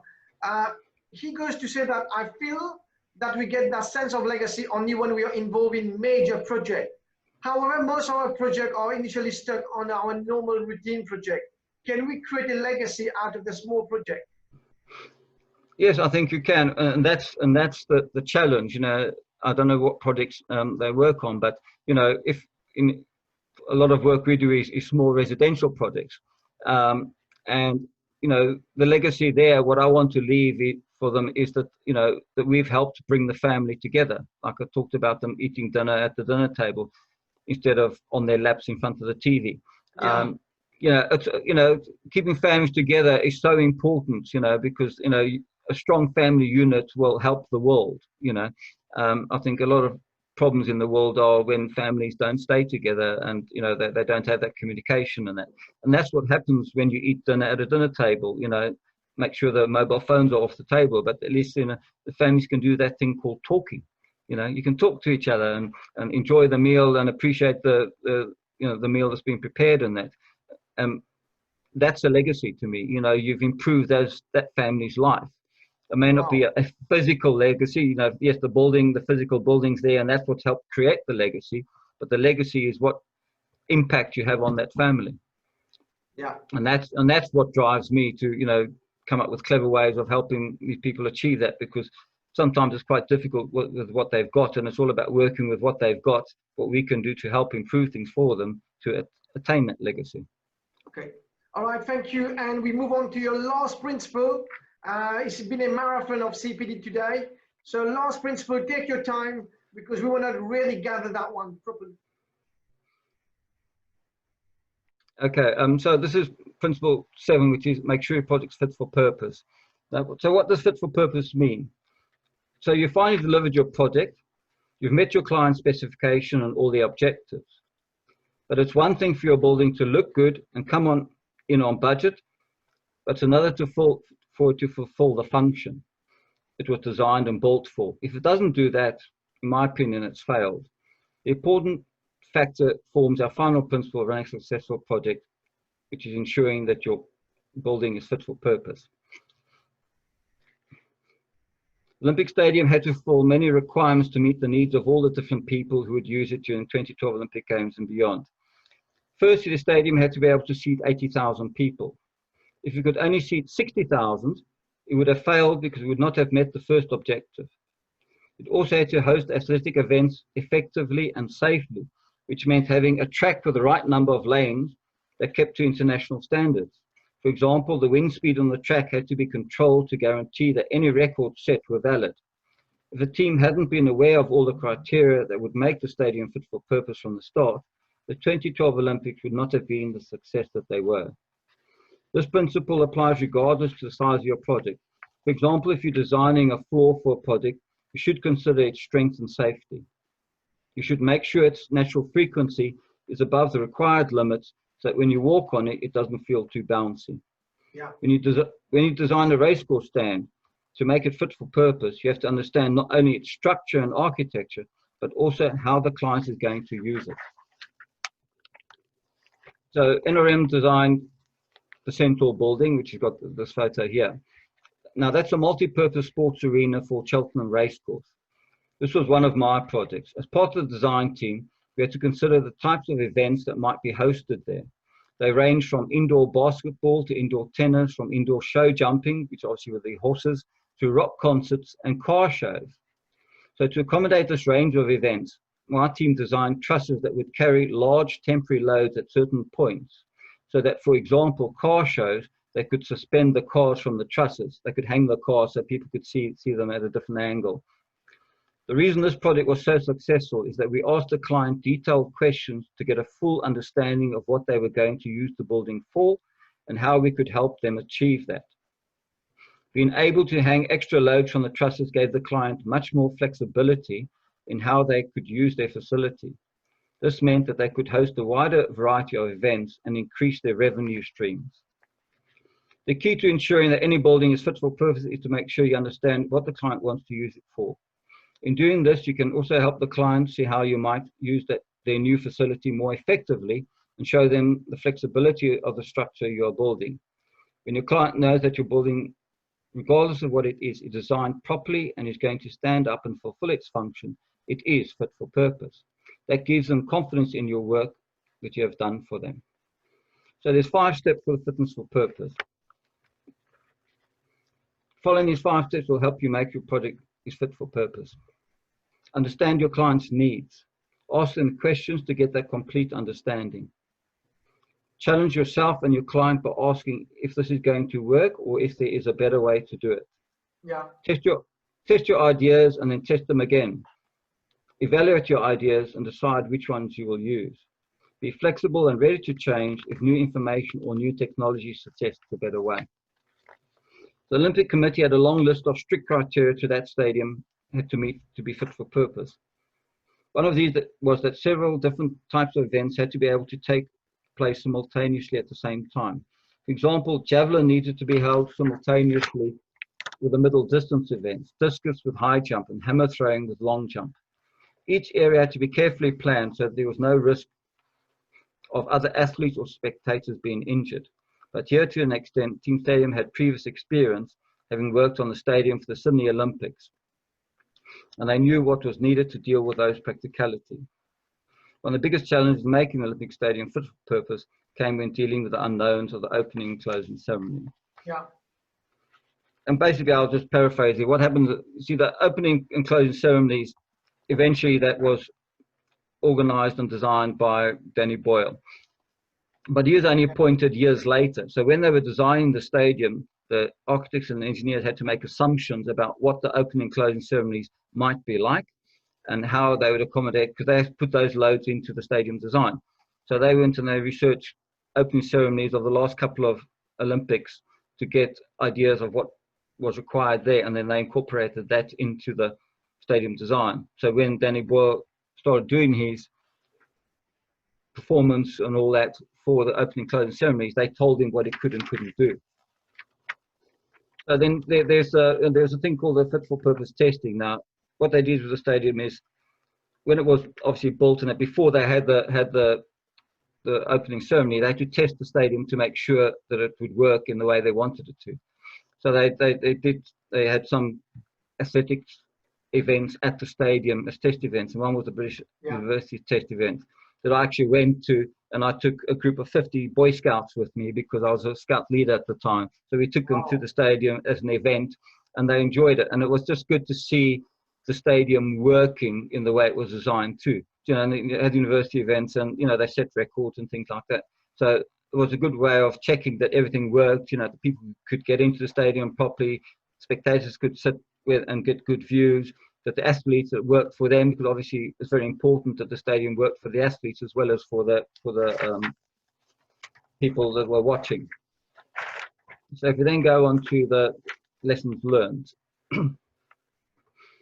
So you've got to challenge your clients on the key points to clarify the requirements for you and them. You've got to really understand, what is the client trying to achieve, what does he want, and how can you do that to help him. You've got to test aspects of your project before it's completed. Like they did with Olympic Stadium, they tested with test events. Now, if you've got a rear extension, well, the testing will be limited. But, you know, for example, if you've got a loft floor, you want to make sure, as I said before, it's not bouncy. So you need to make sure that, you know, obviously in your design, and then the contractors installed it correctly, that it isn't too bouncy. Yeah. Finally, be flexible. Know when something isn't right and change it. You know, just because you've done the design and drawings doesn't mean that's the end. If it's not right, you need to change, you need to get it right, because that's what your client is paying for. And this is a photo of Ben Hunt Davis and me with the Olympic torch, and he's got his medal from the 2000 Olympics, where he won the gold for the men's 8 rowing. And he's written a book, Will It Make the Boat Go Faster? Now, it's an unusual title, but that is a mantra that they used. That was their goal, because 4 years prior to the 2000 Olympics, they were way down in the world rankings. They weren't even contenders. So they developed this saying for their training, and they basically looked at their training from scratch and said, they tried different things, and every time they tried something different, they asked the question, will it make the boat go faster? If the answer was yes, they would do it, carry on doing it. If the answer was no, they would stop doing that and they'd do something else. And that's how they did this incremental improvements that eventually won them the gold in the 2000 Olympics. And Derek, just quick one, how tall is he? Quite a bit taller than me, as you can see. Yeah. He is about 6'2", 6'4", I think. I'm 5'8", so. Wow, awesome. But, you know, rowers are quite tall, you know, in their nature for what they need to do. Okay. Okay, so we're now coming down the home stretch. The summary now. The summary, basically, I mentioned each of the 7 principles, and I basically just show how it was applied to the Olympic Stadium. So they had a common goal, and they had to check the progress against their goal. and this meant that you know, it's not very clear there, and you know, that they basically check everything against common goals. Oh, that's better. Yeah, it meant that they stayed on track and they avoided unnecessary works. By having a detailed plan from the start, Team Stadium knew that they had what they had to do by when to meet their deadline. A good communication strategy, they helped Team Stadium provide required information across the team on time to stay on track with the program. Next slide. The Team Stadium, they developed good teamwork. As I said, it's very, very important to have good teamwork. And they did that early on, which meant that they could rely on each other to provide the right elements at the right time. They could test various ideas in an open, honest environment, which helped them achieve the overall goal by improving the final design and construction. And then principle 5, the fact that Team Stadium could decide on their legacy from the outset, and that this was at the front of everyone's mind during the whole design and construction process. Team Stadium had effective checking procedures right from the start, which meant that any issues could be sorted out early, avoiding delays to the design and construction program.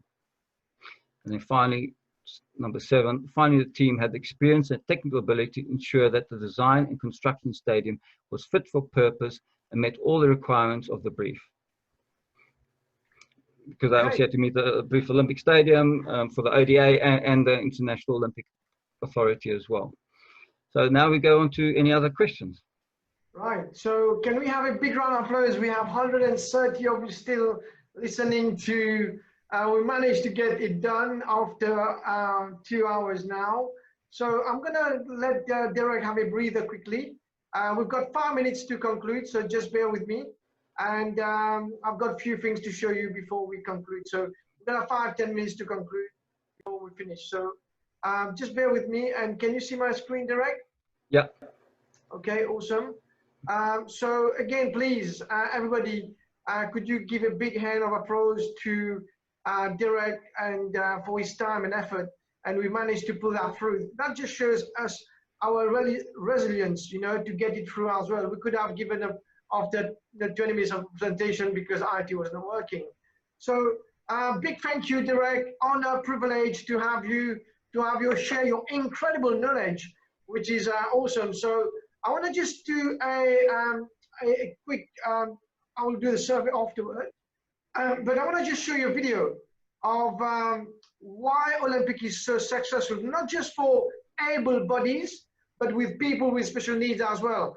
Derek, what's your views quickly on when you were designing the stadium about people using wheelchairs and mobility issues?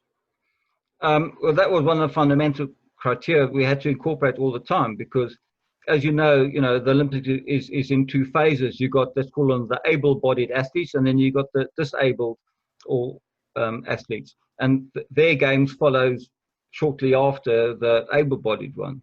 But I mean, the interesting thing is the disabled athletes always seem to set so many more records than the able-bodied ones, and that really impresses me. And I do know a few disabled athletes, and their dedication to training and that, and overcoming their disabilities or limitations, they often like to call them, it's just amazing and very, very inspirational, and that's one of the things that makes me very grateful for my athletic career, and that's why I want to continue running as long as I can, because it's part of me, and I think it helps people grow as well, and appreciate others as well. Okay, so let's play this video, and then we can have a quick breather. So Derek, you can switch off your video if you want, and then I will ask you to come back in a minute. So off we go, everybody, for this awesome video for those who haven't seen it yet. The London 2012 Olympic and Paralympic Games were an amazing event that drew the eyes of the world to this spot in East London. We had 3 main goals when we set out, when we were working on designing the park. And that was to ensure that it would work for an Olympic Games, that it would work for a Paralympic Games, but we always had an eye to legacy. It was important that local people felt they owned the park, and also that the park could be used by everyone.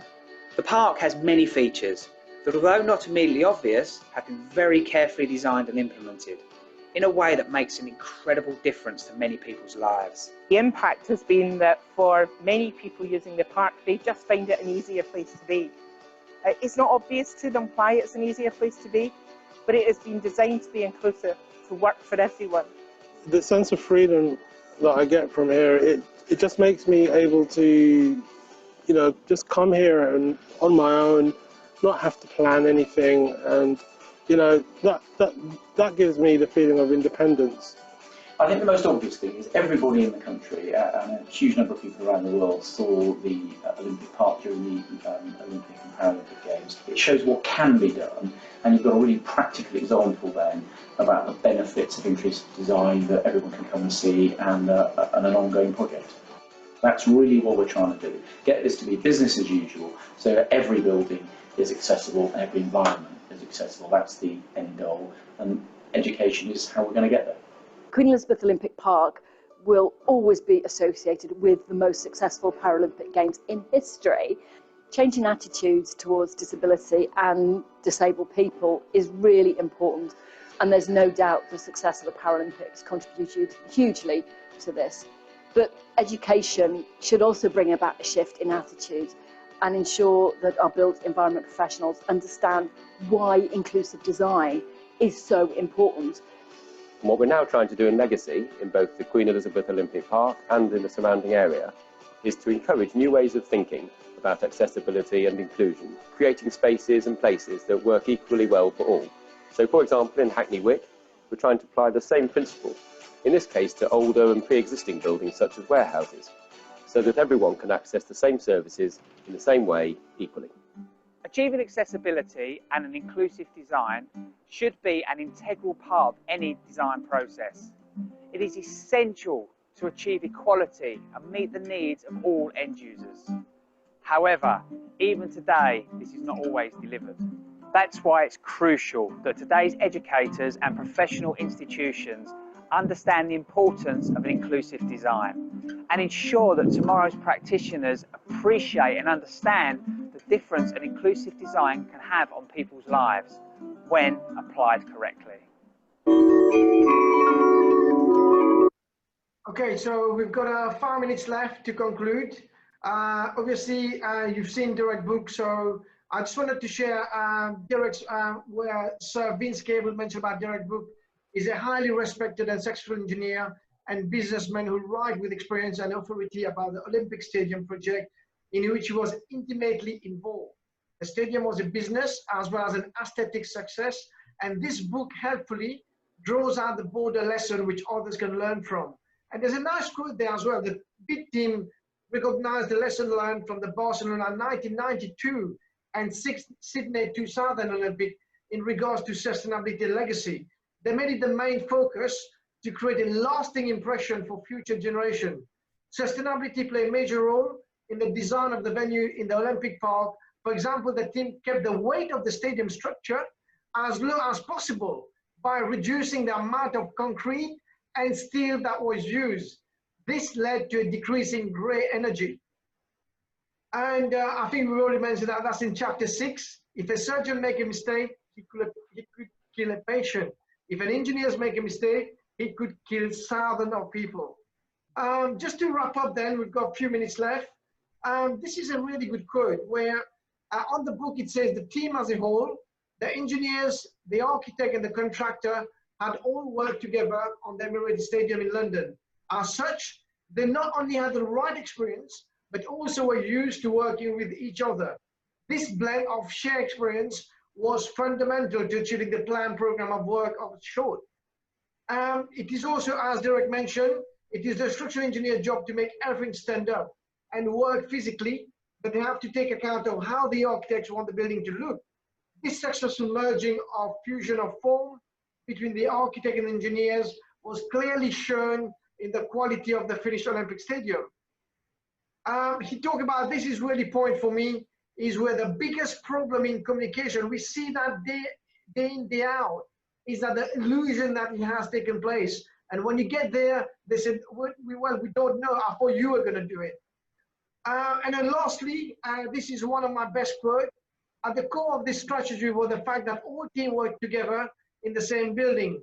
Not only the architect, engineers, contractors, and mechanical engineer, but also the client representative. Given that the client is usually in a separate building and don't speak to the architect, this was unusual. It meant that the client was involved in all discussion, not just with the architect, but also with the structural engineers and the mechanical engineers.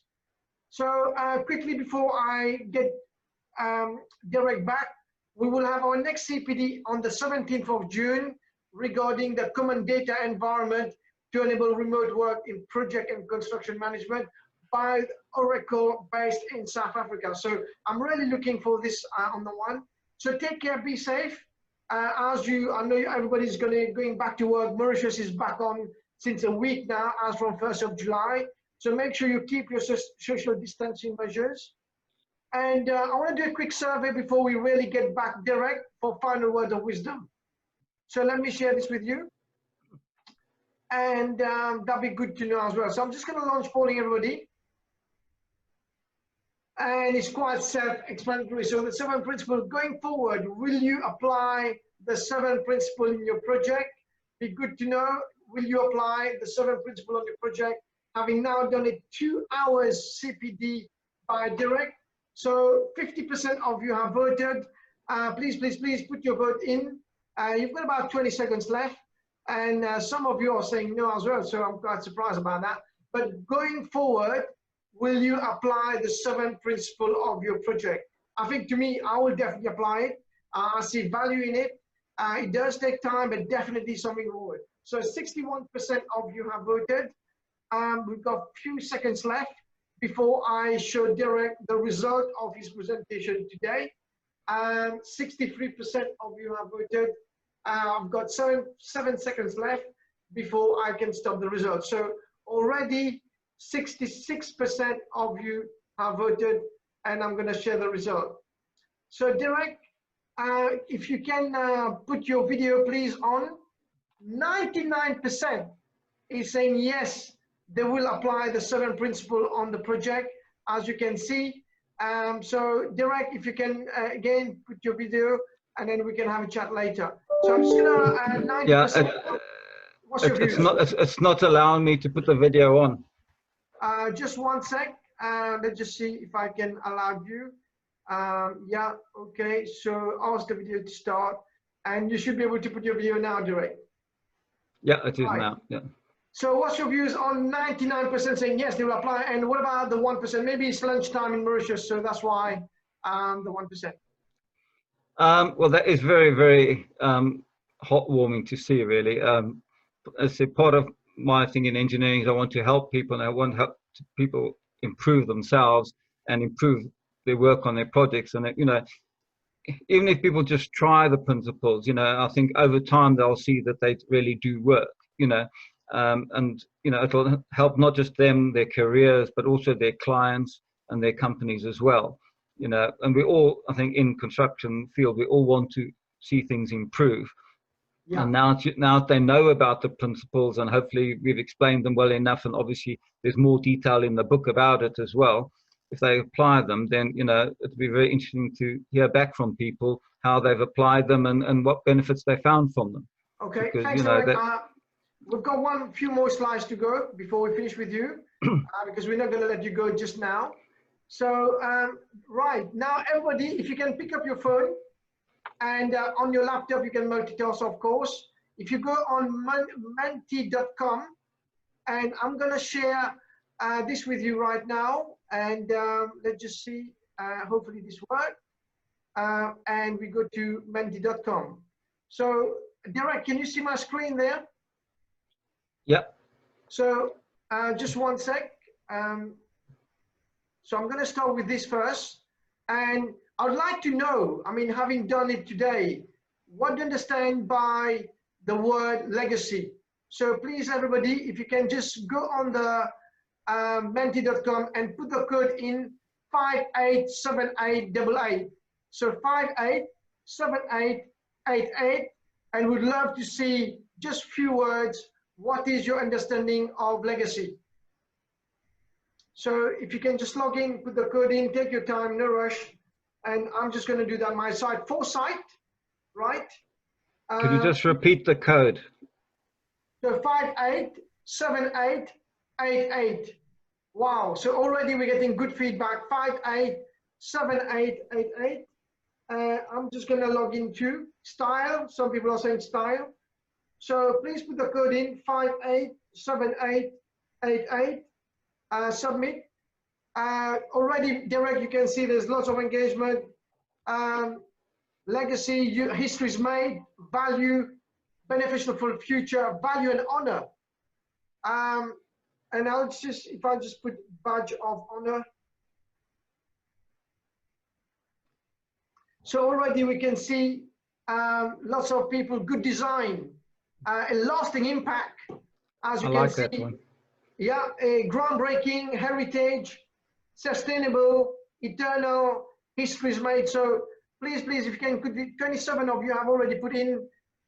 We can see value, heritage again, badge of honor. Wow. So already you can see, Derek, you've made a big difference there in terms of innovation, legacies, innovation, value for future, the one thing that goes on. So I'm now going to move on to the next slide, and then before we conclude the presentation. So the next one is, which country are you watching us from today? So be good to have all that. Again, even if you're in Mauritius, maybe tell us which region you are, which town or city or villages you are. So we've got Mauritius, South Africa, India, Nigeria. So good to see everybody here as well. Mauritius, Capricorn, South Africa, UCT. And lots of colleagues from Mauritius, Rwanda. So I think it's really nice that and something you can use as well, there's no harm in trying, very, very important. So already you can see, Derek, lots of people from different parts of the world watching us today. So thank you very much, everybody. And then I'm just gonna share my other slide before we move on to the next one. So that's it. Just give me 1 sec, I'll share my last slide, and then again, something you can use as well, everybody, which will be very important for you. So, right, just bear with us, here we go. And finally, my last 2 quotes before I conclude is on the 2 things that Derek just mentioned. You can see that there, Derek? Yeah. So Derek goes on to say in his book, remember that the only silly question is the one you don't ask. If you ask 10 questions and 9 of them appear to be silly, the 10th one could give you the missing information that changes the whole design of the project. And finally, which we've just learned today, we've tried the IT, we've tried the menti.com, we've really get back onto the IT glitches. I've realized that while learning as much as you can is important, implementing what you've learned is the most ingredient to achieve notable success. So let me just stop screen now. And again, everybody, can you put your hands up, please, for Derek? Put your comments in. And of course, all the feedback on email when you request your certificate attendance. I'm now going to stop sharing. And there are a few questions, Derek. So I want to take that question. It's going to be unfair if I don't take this question. There's a question on, quickly on, thanks for the webinar. I'm just wondering, how could one define construction? So there's quite common questions. Right, so though the third party should be an independent team, is it possible to agree? Right, there's a question for you from KT, which is a common question from everybody. So on some local project, they are throwing third party checkers and they expect the implementation of design, which are not done traditionally in Mauritius. A sanitary void under the ground floor of a villa instead of it. Though the third-party checker should be an independent team, is it possible to agree on and set the design criteria prior to developing the project design? So basically agree with the third-party checker before we get started. That's not normally the way it works, because a third-party checker, as the name says, it's really an independent checker. They're not there to help you define the project or that. They're there to check what you've done and to check that it meets the required scope, the brief, the standards, and obviously that it's safe. So if you bring them in and at the beginning, they won't be checking anything, and then the problem is then you're taking away their independence, because a third-party checker needs to be someone totally remote, totally different, not involved with the project. If they get involved in the beginning, they can't be a third-party checker. Yeah. So they need to be independent, and that's why they can't be involved with the project during the life, in the beginning. They can only come in at the relevant time to do their third-party checking, because by then the design will be complete, the drawings will be complete, and then they will have something to check. And they need to be independent. So that's the importance of it. A third-party checker has got to be totally independent. Yeah, awesome. Thank you very much. And please don't put your feedback on Q&A, because we will be concluding in 1 minute. Please put your feedback on WhatsApp and email, one requesting you, at least I can forward to Derek for his time, starting right in the morning at 6:30 a.m. this morning. One quick one for you, Derek. Vidya, very concise presentation. The answers to the question were spot on and help in understanding the topic, which demonstrate the immense experience of Mr. Derek. Thank you for the valuable legacy that you're leaving today in terms of sharing your experience. So, Derek, final word of wisdom to everybody in Mauritius.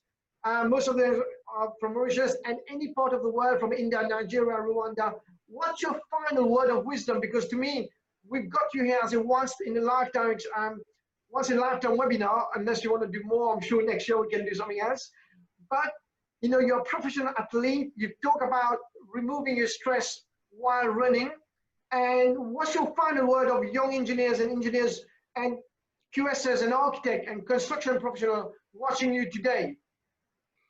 I think in simple word, it is follow your dreams. Don't take no for an answer, like I didn't. If people say, well, you can't do that, well, in a rare occasion, it might be possible that you can't do it, but at least try, at least give it everything.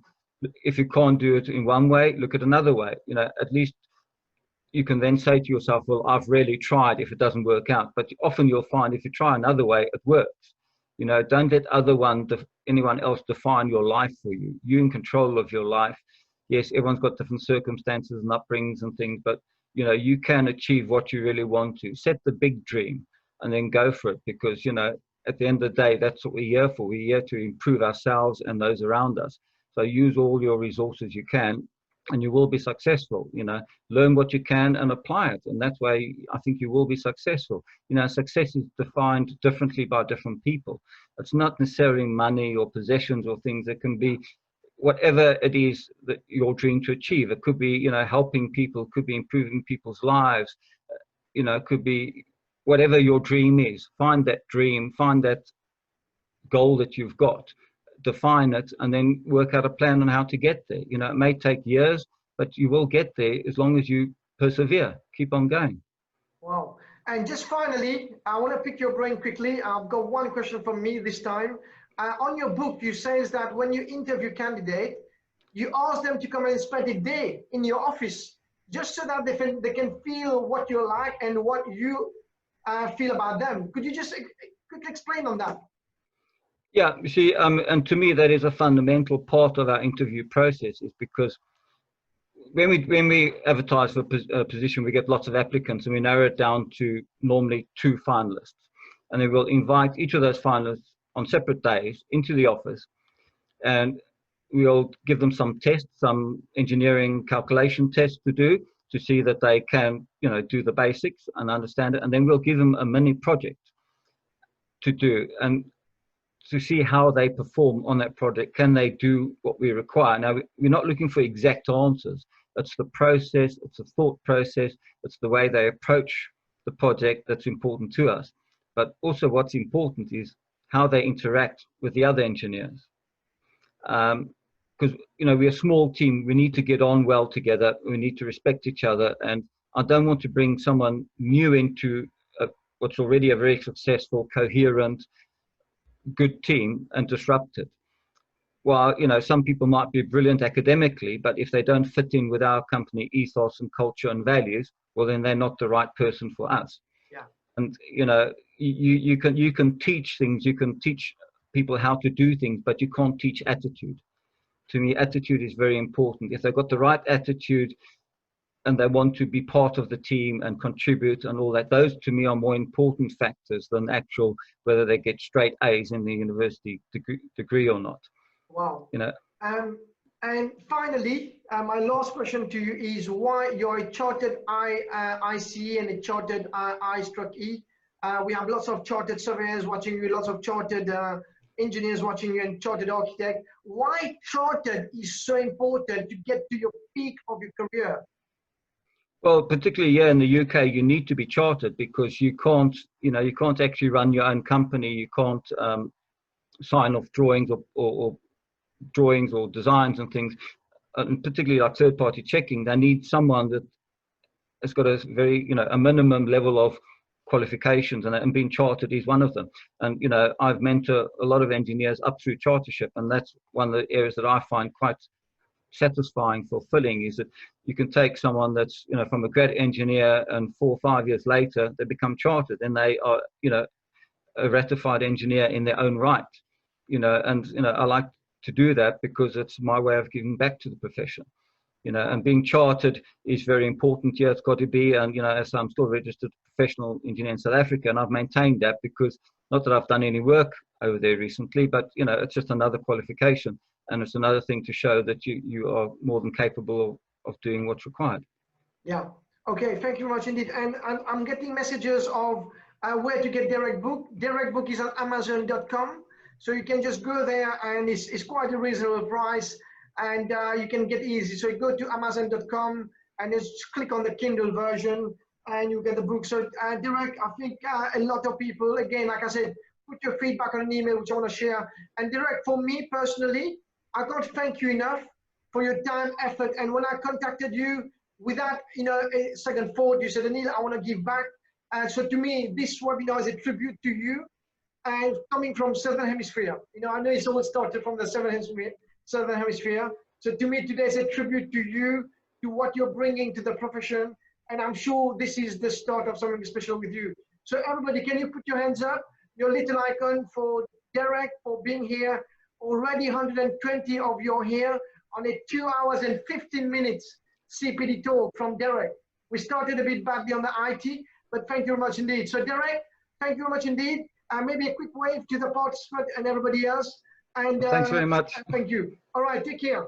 Thank you very much indeed, everybody, and take care. And thank you very much indeed, Derek. We can't thank you enough for all your time, and we are being honored and privileged to have you today. So thank you very much indeed, and take care. Okay, Right, thank bye. you. Thanks very much. Bye.